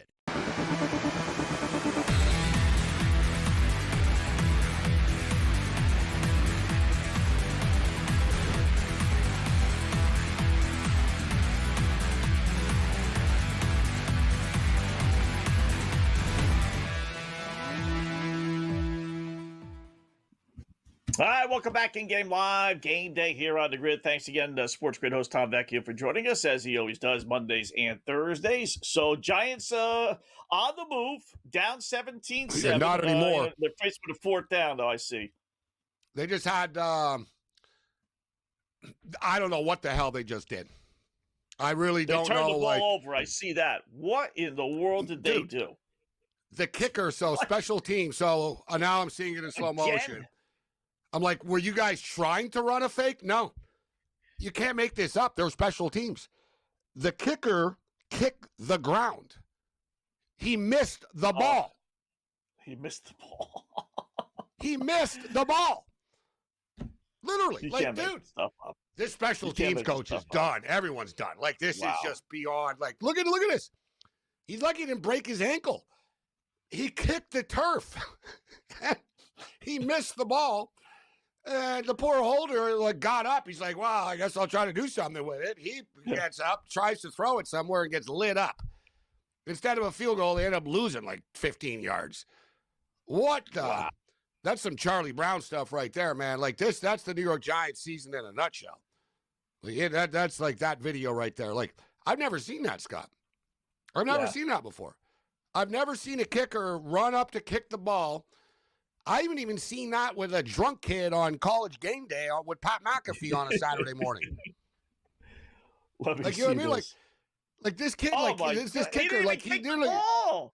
No, he went up to kick it. He went to kick, and his foot kicked the grass. I thought it was a couple of inches behind the ball. This was a foot and a half behind the ball. What was that? That's why at first I was was that a fake? Were you guys trying to you go up like you're going to kick it and don't kick it? I was like, wow, this is quite the fake they're running here. Then I clue in. I'm like, no, it wasn't a fake. The guy just missed the effing ball. I've never seen a field goal kicker do that, Scott, ever before. Never seen that. Neither have I. Never seen that. I've seen a guy shank it or whatever. Shank it, yeah. But yeah, not that. I've never seen a guy go up and miss the ball, kick the grass, and then miss the ball, where the snapper, the holder's like, oh, God, I got to do something. They're great job. Great job, New York. Great job. His foot hit about a foot and a half behind the ball. As you swing your foot forward, to hit the ball. He was so off target, it hit about a foot and a half, literally, no exaggeration, behind the ball. He's lucky he didn't break his foot. I mean, you think he's lucky he didn't break his ankle. His foot got planted and twisted all weird after. Oh my! That's like a pro golfer teeing off at the first hole and missing the ball type thing. Yeah, you're a professional kicker, bro. You're on Monday Night Football. Your entire career will be remembered for this now. That's it. That's like Mark Sanchez butt fumble against the Patriots, no less. That's how bad that was. Oh my goodness! All right, and listen, nothing for you know who it is. It's cool. Young Ho Koo, the dude from Atlanta. That's who the kickers. Yeah, it's cool now. Yeah. Poor guy. I had him on my fantasy team a couple of years ago. He was so good for the Falcons, 2-3 years. He didn't miss anything, and man, he is just falling off the map. Nah, once the kicker's confidence is gone, they're done. And this is just rock bottom for him. He'll probably be out of the league now next year. Yeah. Wow. This just and right on cue too. Here's the replay again. Yeah, but you said, I don't know how you do that. I don't not only did his foot get caught in the grass, but he wasn't even close to the ball. No, not even close. Even if Scott, even if he didn't hit the grass, he was gonna miss the ball type thing. It was dude, you're not even what are you doing? That's why I said out loud, what are you doing? What the hell? And there's no slip. He didn't slip either. His left pivot foot didn't slip, so he got off balance or anything. He just I don't know. Yeah, the Patriots are moving the ball now on them. There's the game. Now it's just Giants moving the ball and they get nothing out of that. And by the way, nothing for nothing, but I'm big into this. Yeah, I really am. They showed a picture of Mike Kafka on the sidelines, the Giants interim head coach, right? He's got this winter cap on. It's sideways. It's all kind of mangled, and the headphones are sideways. He looks like a geek. I hate to say it, but just someone, Mrs. Kafka's got to call up the Giants and say, listen, tell my husband, take the cap off. We either have the cap on or take it off. But the look right now is you look like a geek on the sidelines. It's a purple cap. It's not even the Giant traditional colors. It's all sideways. It's kind of like Mike McDaniel in his offense, same thing. You got to have the look, man. If you're not a good head coach, you have to at least have the look. Well, you need to be up 17-7, and no one cares. Or up 17-7, when you're losing, when you're losing, it becomes a bigger problem. But wow, just what a turning of events. Like the Giants move the ball, they get the shank punt, they get a little momentum, they're in the game, and then that. Right? Like, and now the Patriots are moving the ball. Like, this should be a 17-10 game right now. Yeah. Instead, special teams. In the first half, they've given up a touchdown. You've screwed the field goal up. You gave up a touchdown, 94-yard punt return touchdown. Like, it's terrible, Scott, this special teams. Like, seriously. 50-yard kickoff return. I mean, you couldn't have a worse special teams. You have an interim coach in Kafka who's an offensive coordinator. Remember, he was a quarterback at Northwestern in the old days, so he's a quarterback. Yeah. Scott, he's just only thinking about offense and coming up with these dumb plays all week and stuff. How much is he really like, how's the special teams going this week in practice, guys? I've talked to guys about this, and they said special teams are on their own side type thing. There's, frankly, not enough time. Right? So the head coach doesn't even know, like, you know what I mean? So they're not running it, but it's a reflection of the head coach too, as well. I mean, like I said, so your special teams is this lost. You're in charge of the whole football team, coach. And like you said, Scott, you can't say no to the job because then everyone, like, you can't do that. Like, you don't have the juice to do it, but he's losing a head coaching job now because this stuff is going to be noted by everyone. They're going to be, they're sloppy. Special teams is bad. There's no attention to detail. No. Like, he's turning people off, and he's got players to work with. You're right. Like, he's playing himself right out of a head coaching job this time. John. That's what happened to the Jets defensive coordinator last year. Same thing. He was highly touted. Ulrich. And people like that guy, too. Yeah. And now, nothing. Where is he? There's the touchdown. Wow.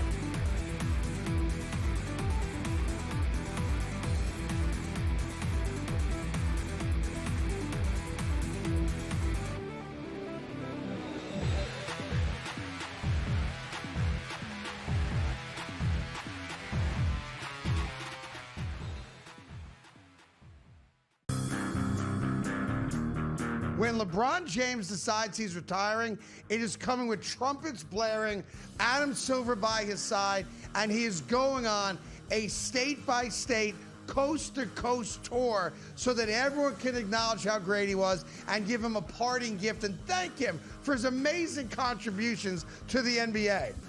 The Craig Carton Show, only on SportsGrid. The future of the prediction markets, I think, at least for now, may be in the hands of the federal courts. But the good news for those who support prediction markets is that these court battles may last for another 2 to 3 years before we get clarity around the law. And nominee Seelig was handpicked by Donald Trump, not because he was neutral on prediction markets, but because he would do nothing to slow it down. Newswire, only on SportsGrid. He's the fan favorite. They love talking about Stafford, the 38-year-old guy. He's the Super Bowl champ. We got the family.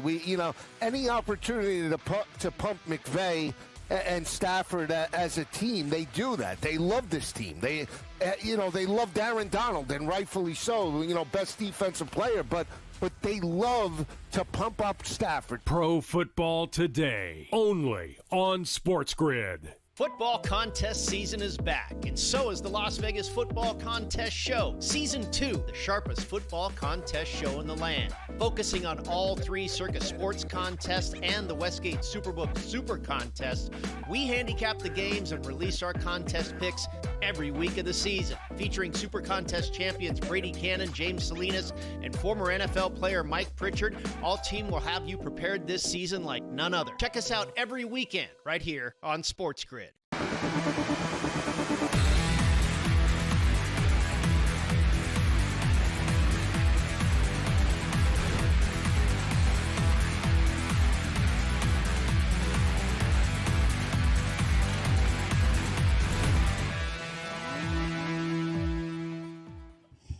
welcome back in Game Live. Game Day here on the grid. So, yes, touchdown Patriots. Play was upheld real close. But I guess he got both feet in bounds before he went out of bounds. So, bottom line is touchdown pass around 30-yarder or so. I'll give you the complete details.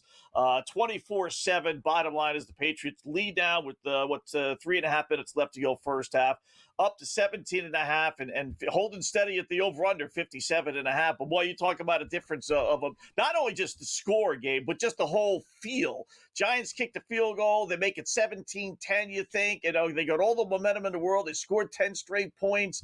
Maybe they got the Patriots on their heels a little bit. Then they botched the field goal. They give the Patriots the ball basically at midfield. And 4 plays later, 3-4 plays later, they score the touchdown. And all of a sudden, a would-be 7-point game is back to being a 17-point game. Very strange. I don't know if it's just me, but if you took the scoreboard off the screen, like the old days, and there was no score, it doesn't look and feel like a 24-7 game. Right. You know what I mean? Like, it's been very, a couple of big plays here and there. Like, a couple of minutes ago, the Giants were in this game. They were down 17-0. They scored a touchdown. They get the stop. They had some momentum. They were making plays. They're moving the football. Next thing you know, the drive implodes. I didn't like the play call where they threw into the end zone. Just pick up the damn first down. And now the wheels have just fallen off. They fumble the kickoff now. They fumble the kickoff. Another special teams play.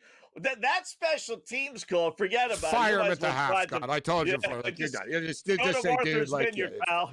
Go on vacation to Martha's Vineyard because you don't have a job back home. So just, Can they refuse? Like, can they just, can they not do special teams now from here on out? Just say, listen, we're not putting a returner out there. Just, what I mean? Just one guy, take a knee, just go down. Just take a knee where it is. Like, when you catch the ball, like college, they just tell a kid, just catch the ball and take a knee, all right? And I love the guy's hurt, too, of course. So he gets hurt, fumbles the ball. Yeah. Okay, just the old hurt thing. Yeah. God, This is a disaster. Like, really? Like, this special teams is an effing disaster. Punt return for 94 yards, 50-yard kickoff return, fumble on the kickoff, missed field goal where the kicker planted the kick to grass. Like, it's an abomination. They're saying is he down? They're showing the dude here now. Behind. Are they giving them the benefit of the doubt? No, they're not. They didn't. No. They're showing the coordinator. I love the special teams coach here of the Giants, Scott. He's looking at the iPad. Yeah, the iPad has the answers. He's looking down at the iPad. Yeah. Great week of practice, guys. You're really prepared for tonight. Even had an extra day too. Yeah, even an extra day. So. He did get hit. I will say that. Yeah, the Oslewski or whatever, however you pronounce his name. He got popped, I will say. But so it's about to be 31-7. Yeah, ball game over. Right, you would think. Listen, the Giants have blown so many 10-point leads, but I don't know if they've rallied from 10 points down. No, that's a good point. We know the Denver team. They've done it in the opposite way. Drake May 11-14, 140 yards and 2 touchdowns. He's just having his way with him. Man, this is just embarrassing. All right, they need to stop here, just to stop the bleeding.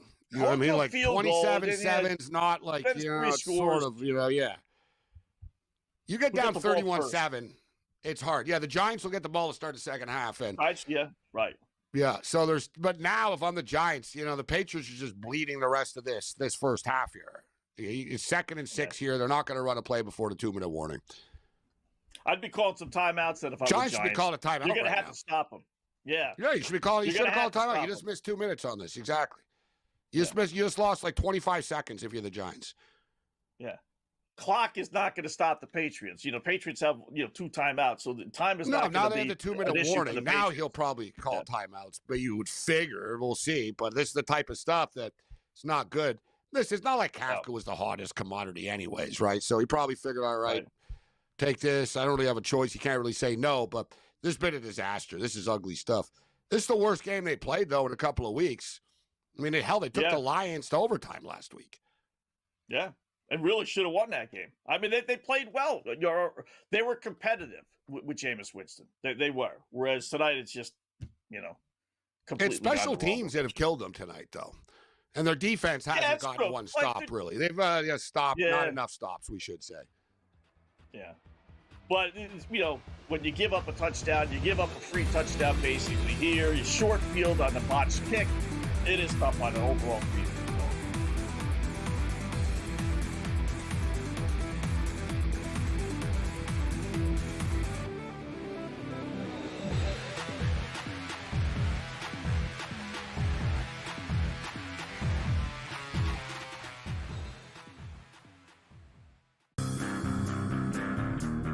When LeBron James decides he's retiring, it is coming with trumpets blaring, Adam Silver by his side, and he is going on a state-by-state, coast-to-coast tour so that everyone can acknowledge how great he was and give him a parting gift and thank him for his amazing contributions to the NBA. The Craig Carton Show, only on SportsGrid. The future of the prediction markets, I think, at least for now, may be in the hands of the federal courts. But the good news for those who support prediction markets is that these court battles may last for another 2 to 3 years before we get clarity around the law. And nominee Seelig was handpicked by Donald Trump, not because he was neutral on prediction markets, but because he would do nothing to slow it down. Newswire, only on SportsGrid. He's the fan favorite. They love talking about Stafford, the 38-year-old guy. He's the Super Bowl champ. We got the family. Any opportunity to pump McVay and Stafford as a team, they do that. They love this team. They loved Aaron Donald, and rightfully so. Best defensive player, but they love to pump up Stafford. Pro Football Today, only on SportsGrid.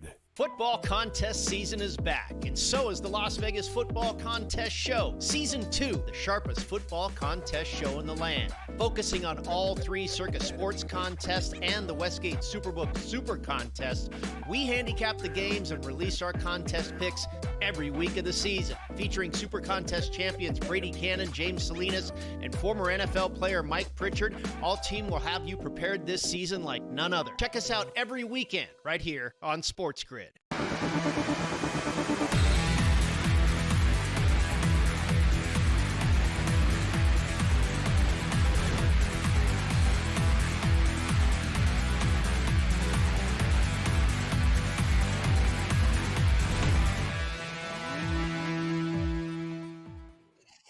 All right, welcome back in Game Live, Game Day here on the grid. Scott and Gabe, hour number 2, approaching halftime here.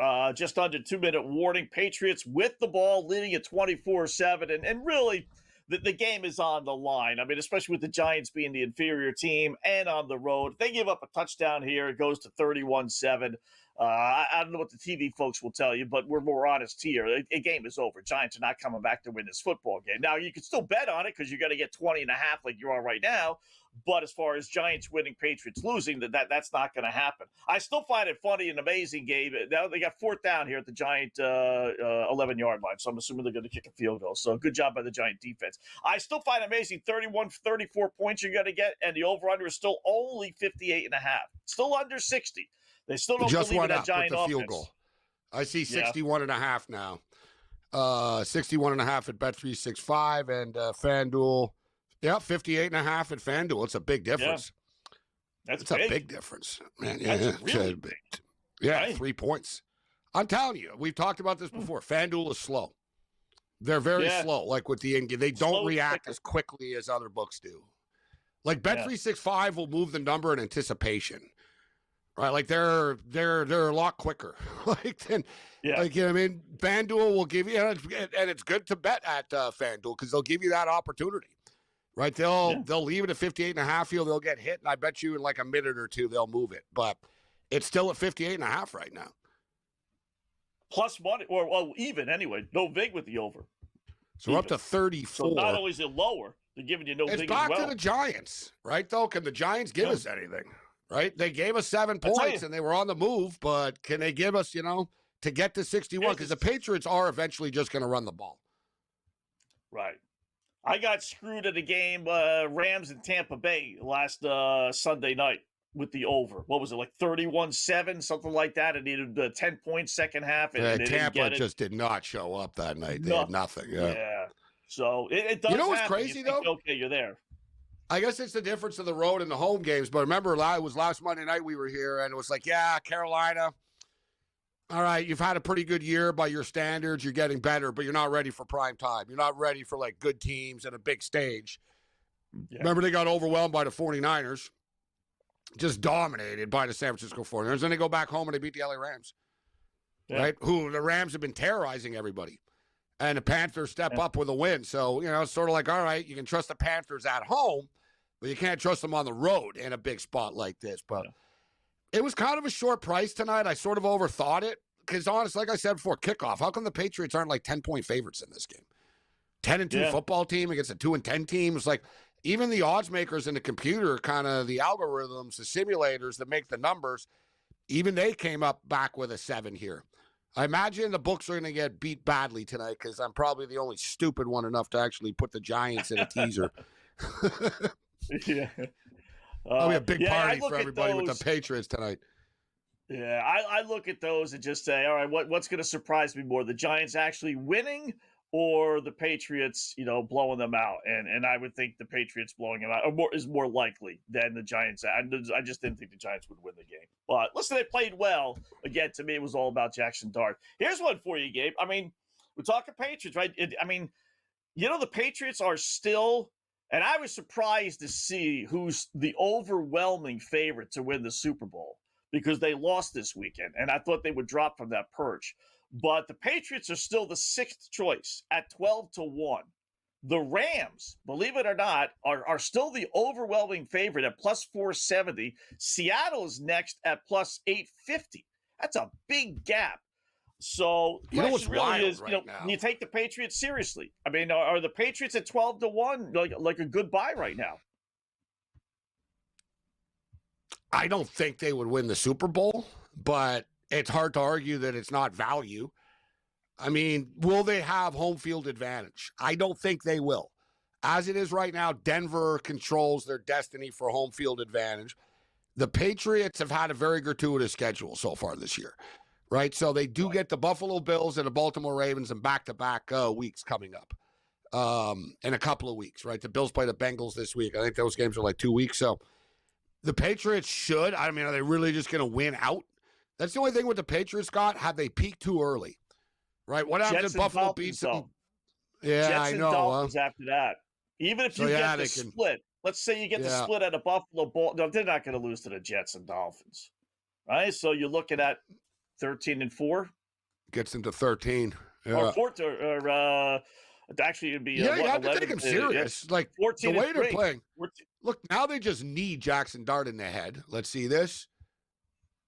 All right, they sort of just missed them. But, they're just murdering. They're physically beating the Giants up right now. But the playoff picture as it is now, the Broncos have the 1 seed. The Bills would play the Patriots as of right now, believe it or not, in the playoffs. Wow. The Bills are the 7 seed. The Patriots are the 2 seed. The Colts are the 6 seed. They would play at Jacksonville. And the Chargers would play at Baltimore as of now. And how about the NFC, guys? The Chicago Bears, Scott, right now are the 1 seed. The 1 seed. Not like wild card 1, win the division. No, they have home field advantage. 1 seed. Got to go through Soldier Field like the old days. Yeah. You know what the problem with the Patriots is? The problem with the Patriots is the AFC in particular has teams, I think, Gabe, that can win on the road to come playoff time. Would you be surprised if Buffalo won on the road? No. Would you be surprised if Kansas City won on the road? No. Baltimore? No. There are a bunch of veteran teams that I think, they prefer to be at home, obviously, but they're more than capable of going into New England and winning. So that's why even if they got the number 1 seed, the Patriots, it wouldn't be the overwhelming be-all, end-all of okay, we're going to make the Super Bowl because we're at home. You're right. A couple of really good teams. I kind of get the feeling, too. The thing with Buffalo, I think Buffalo could go into a Denver and beat Denver in a playoff game. Yeah. Right? Yeah. I think they can, like you said, they're more battle-tested, but there's a lot of young teams right now in the AFC in this picture, right? I mean, the New England Patriots with Drake May, the Indianapolis Colts, who haven't had like recent success, maybe not so young, but not, they haven't had playoff success. Right. The Jags, it's a very fresh playoff picture, so to speak. And Chargers hanging on right now to that 5. And Kansas City, Scott, they're going to need to beat the Houston Texans on Sunday night. Now it's real. Yeah. They lose this game, they're not making the playoffs. Yeah. Like point blank. They need to win out. Yeah, because they lose all the head-to-head tiebreakers. They lose it against the Bills. They lose it against the Chargers. So it seems that they're going to be battling for wild card spots. They can't just match those records. They have to have better records. So they lose to the Texans. I tell you, the Texans at 25-1. If you want, they're a dangerous team right that's now. giving you good, their defense is second to none. I mean, maybe just maybe C.J. Stroud is going to take that, that step that's kind of hindered him at least last year. If there's a team, Scott, who do you think would fall that's in the playoffs now in the AFC? To me, it's the Colts. I could see things start to implode for the Colts, like as the season goes on. Like Houston are 7-5. The Colts are only 8-4 right now. Like the Texans are a problem for people. And I can't believe I'm going to say this as a Buffalo fan, but I almost want Kansas City to beat Houston this week because Houston's right behind Buffalo right now. Right? Houston's the 8th seed right now. They're 7-5, and they beat Buffalo, Scott. They own the head-to-head tiebreaker. And you beat Kansas City, so you would hold the head-to-head tiebreaker with them. Exactly. So another reason why it'd be better for the Bills if Kansas City and you get the Chargers, same thing. If you're the Bills, be good to get the Chargers. Like if you're the Bills, just sort of climb. You don't want to be the 7th seed. You know what I mean? Get a little bit of comfort here. Dear God, the Patriots are going to score again?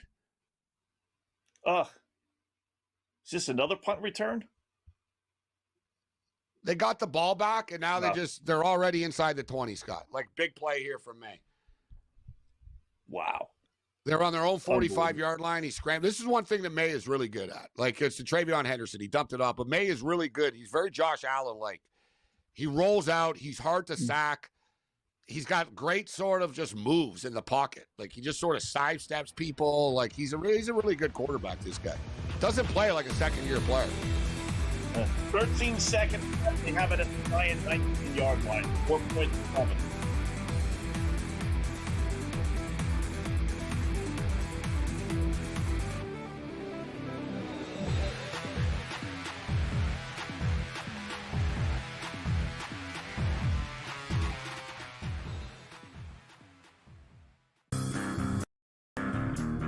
When LeBron James decides he's retiring, it is coming with trumpets blaring, Adam Silver by his side, and he is going on a state-by-state, coast-to-coast tour so that everyone can acknowledge how great he was and give him a parting gift and thank him for his amazing contributions to the NBA. The Craig Carton Show, only on SportsGrid. The future of the prediction markets, I think, at least for now, may be in the hands of the federal courts. But the good news for those who support prediction markets is that these court battles may last for another 2 to 3 years before we get clarity around the law. And nominee Seelig was handpicked by Donald Trump, not because he was neutral on prediction markets, but because he would do nothing to slow it down. Newswire, only on SportsGrid. He's the fan favorite. They love talking about Stafford, the 38-year-old guy. He's the Super Bowl champ. We got the family. Any opportunity to pump McVay and Stafford as a team, they do that. They love this team. They loved Aaron Donald, and rightfully so. Best defensive player, but they love to pump up Stafford. Pro Football Today, only on SportsGrid. Football contest season is back, and so is the Las Vegas Football Contest Show. Season 2, the sharpest football contest show in the land. Focusing on all 3 Circus Sports contests and the Westgate Superbook Super Contest, we handicap the games and release our contest picks every week of the season. Featuring Super Contest champions Brady Cannon, James Salinas, and former NFL player Mike Pritchard, all team will have you prepared this season like none other. Check us out every weekend right here on SportsGrid.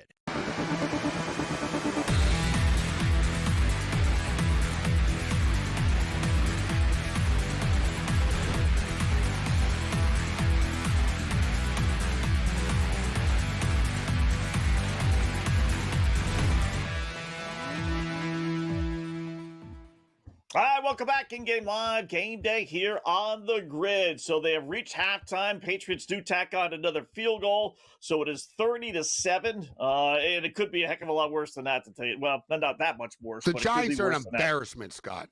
They're an embarrassment. Yeah. Like, just what a clown-ass franchise they are. Seriously. Like, I see Special them walking teams off the field 30-7. Like, that should be the final score, maybe. It's halftime only. Like, Yeah. It's halftime only. And it shouldn't even be that. It should be 37. The special teams coach. Like, we talked about it. Just pack up your stuff now at the half. We don't need you. That's the guy they should be talking to at halftime as they're walking up the field. Hey coach, what happened here? You know, do you realize you're supposed to catch the ball and run the ball? Let's bring in Adam Kaufman. I'm looking up the coach of the year here. Fan. Yeah.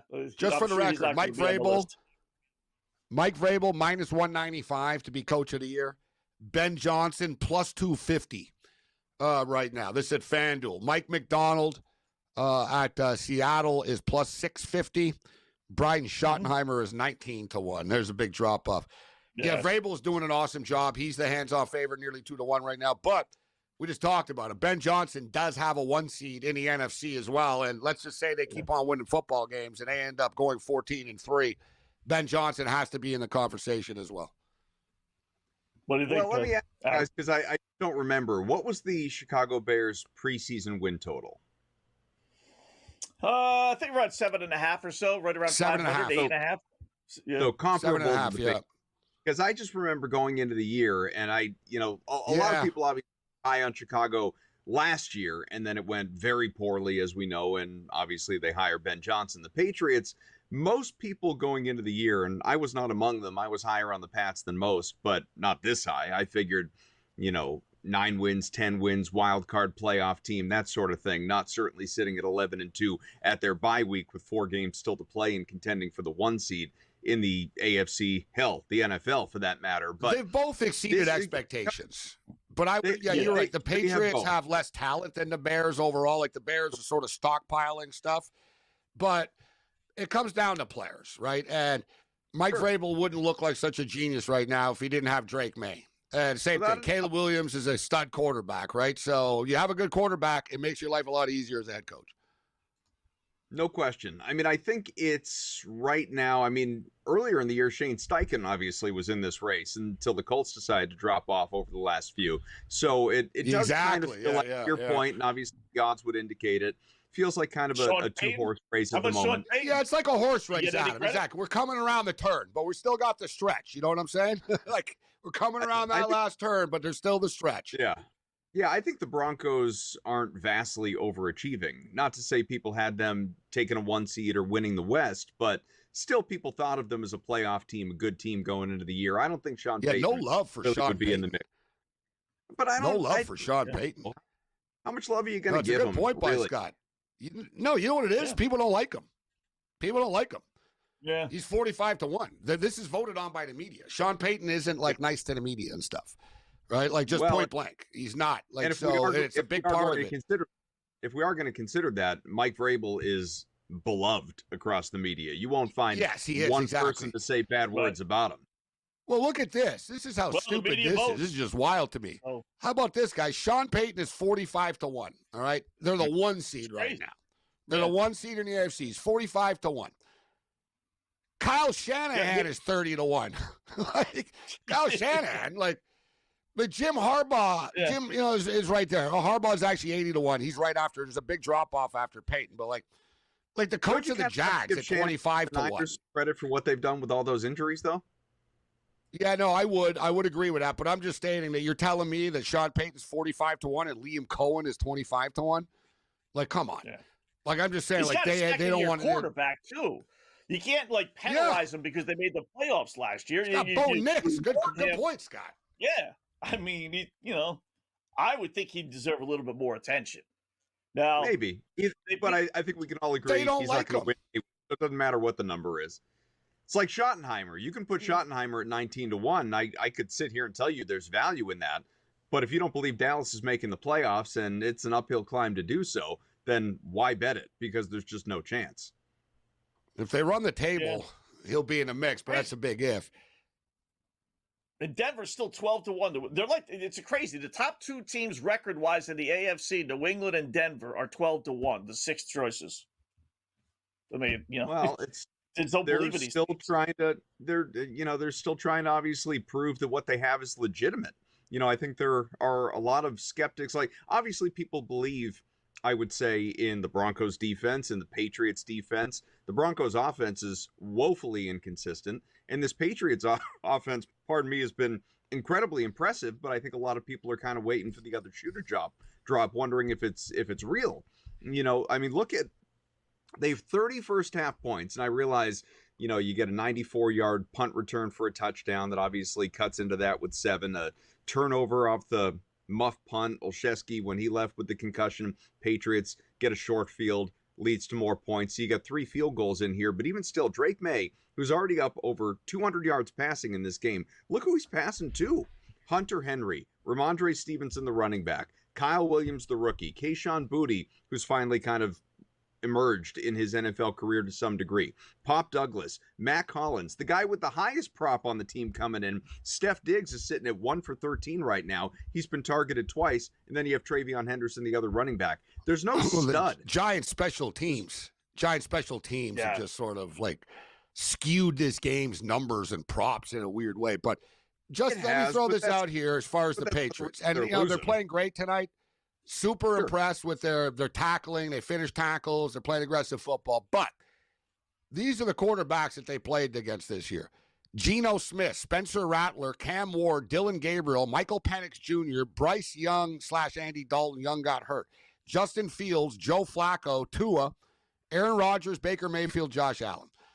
So, all right, we'll give them credit for the Baker Mayfield win, the Josh Allen win, but they really have played a cupcake-ass schedule this year. So I think that's why people aren't fully buying into the Patriots yet. It's one of the easiest schedules ever. There's no doubt about it, but all you can do is obviously, and this is true of any team. Yeah, you play the teams in the league, exactly. Exactly. Yeah. Now, they'll have the bye week after they win tonight, and then you host the Bills in the rematch game, and then you're going to be at Baltimore and Lamar. Tough road ahead these next couple. We'll get some second half plays when we come back.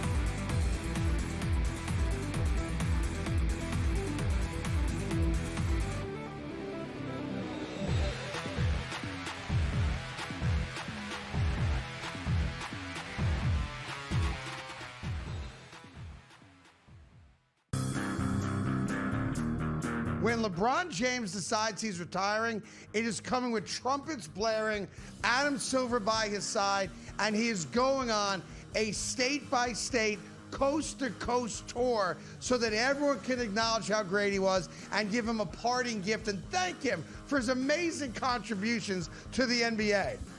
The Craig Carton Show, only on SportsGrid. The future of the prediction markets, I think, at least for now, may be in the hands of the federal courts. But the good news for those who support prediction markets is that these court battles may last for another 2 to 3 years before we get clarity around the law. And nominee Seelig was handpicked by Donald Trump, not because he was neutral on prediction markets, but because he would do nothing to slow it down. Newswire, only on SportsGrid. He's the fan favorite. They love talking about Stafford, the 38-year-old guy. He's the Super Bowl champ. We got the family.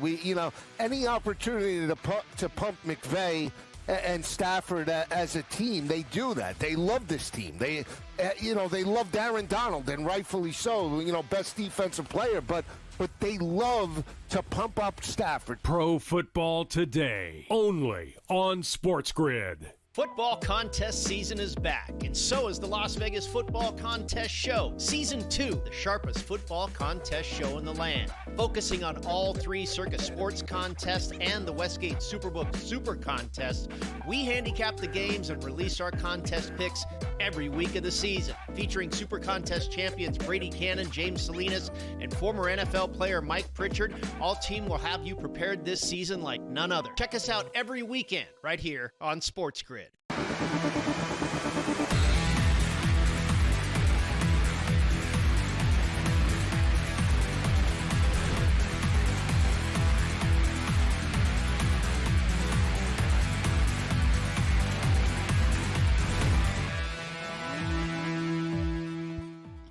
All right, welcome back in Game Live, Game Day here on the Grid. Scott and Gabe, hour number 2, closing it out. Talk with our good buddy Tom Vecchio. We'll get to some second half props from him. Maybe take a quick little peek at the NHL schedule as well. So 30-7, Tom, you know what we normally do. Go right to the losing team's quarterback and look at his passing props and say go over because he's going to be throwing the football. Jackson Dart, I'll start there. 67 yards he has right now. They're giving you 190.5, so he needs about $125 in the second half. Will he get it? Do you like that one or anything else?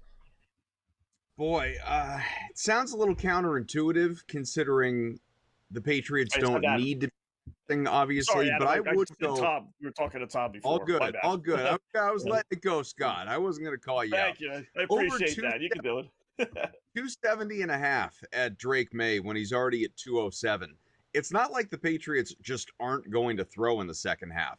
Now, in the fourth quarter, they might not, but you got a whole third quarter to play, and I think Drake May absolutely can pick up another 64 yards across the rest of this game, unless the score just gets so lopsided, and I wouldn't eliminate this possibility that they decide in the entire fourth quarter or something, it's Josh Dobbs going out there, the backup. Still, minus 118 to the over. I would actually go over on Drake May's passing yards. Jackson Dart, you need another roughly 125, 130 out of him the rest of the way. Now, should he get there? Again, intuitively, he should. I don't want to invest in it, though. He's looked terrible against this team tonight so far. And I wonder at what point, too. Remember, he's coming off an injury, a concussion, missed multiple games. At what point did the Giants kind of say, screw it, and put Jameis Winston in for the, bulk of the second half or something like that? So, both these guys would be a little risky to Giants target. on a teaser. I'd like that. Put Winston in. Yeah. I'd have a puncher's chance to backdoor this. I think Scott here in the second half play. I liked him before the game. Travion Henderson. He's at 23 yards right now. His prop is 48.5. They're up right now by 23 points. Yeah. I'm expecting there'll be at least a drive or two where Henderson's going to get some carries. And I think he goes over this number. But Stevenson's been getting more touches, right? So I think that's somewhat of a surprise to people tonight. Yeah, Stevenson's at 6 carries, but Henderson's at 4. It's not this huge divide. They've only run the ball, 11 total times. Drake May has just the 1 carry, and I was invested in his over for rushing yards today. I don't think that's going to get there. But you bring up Henderson. That was the first place my eyes went when Scott mentioned that, hey, we're going to look at some second half plays. I went right to the running backs, and I looked at Henderson to see what that total was. And like you said, 47.5, 48.5. They're going to be running a lot, and that's not a guy more than likely that you're going to sit. In fact, I think it's more likely that Stevenson, who's been in and out of the lineup throughout the year due to his injuries, doesn't play too much in the second half so long as the Patriots remain ahead convincingly as they are, and I think they're going to remain. So, yeah, I would go over on Henderson. I bet he clears that by the end of the third quarter. I think that's a really smart play. Maybe play both, thinking, okay, at worst you're going to get a split. Sure. And hopefully you get both guys go over their number. It's not a bad idea. It's definitely not a bad idea. I mean, I think I'd probably just leave well enough alone with Ramondre and hope that I didn't ultimately, eat one bet while cashing the other. And then, like you said, it's a split's one thing when you're talking about record, but technically it goes down as a loss when you factor in the juice. So, maybe the way, I guess, if I were inclined to play both, maybe it's more full unit on the Henderson over, half unit on the Ramondre over, and then if he misses, I still profit a little bit. How about any of the Giant receivers then? And we're going to stay away from them completely. I understand the Jackson Dart message, but you want to do anything with the receivers or no? Yeah, the guy that I was going to call out was Wan'Dale Robinson.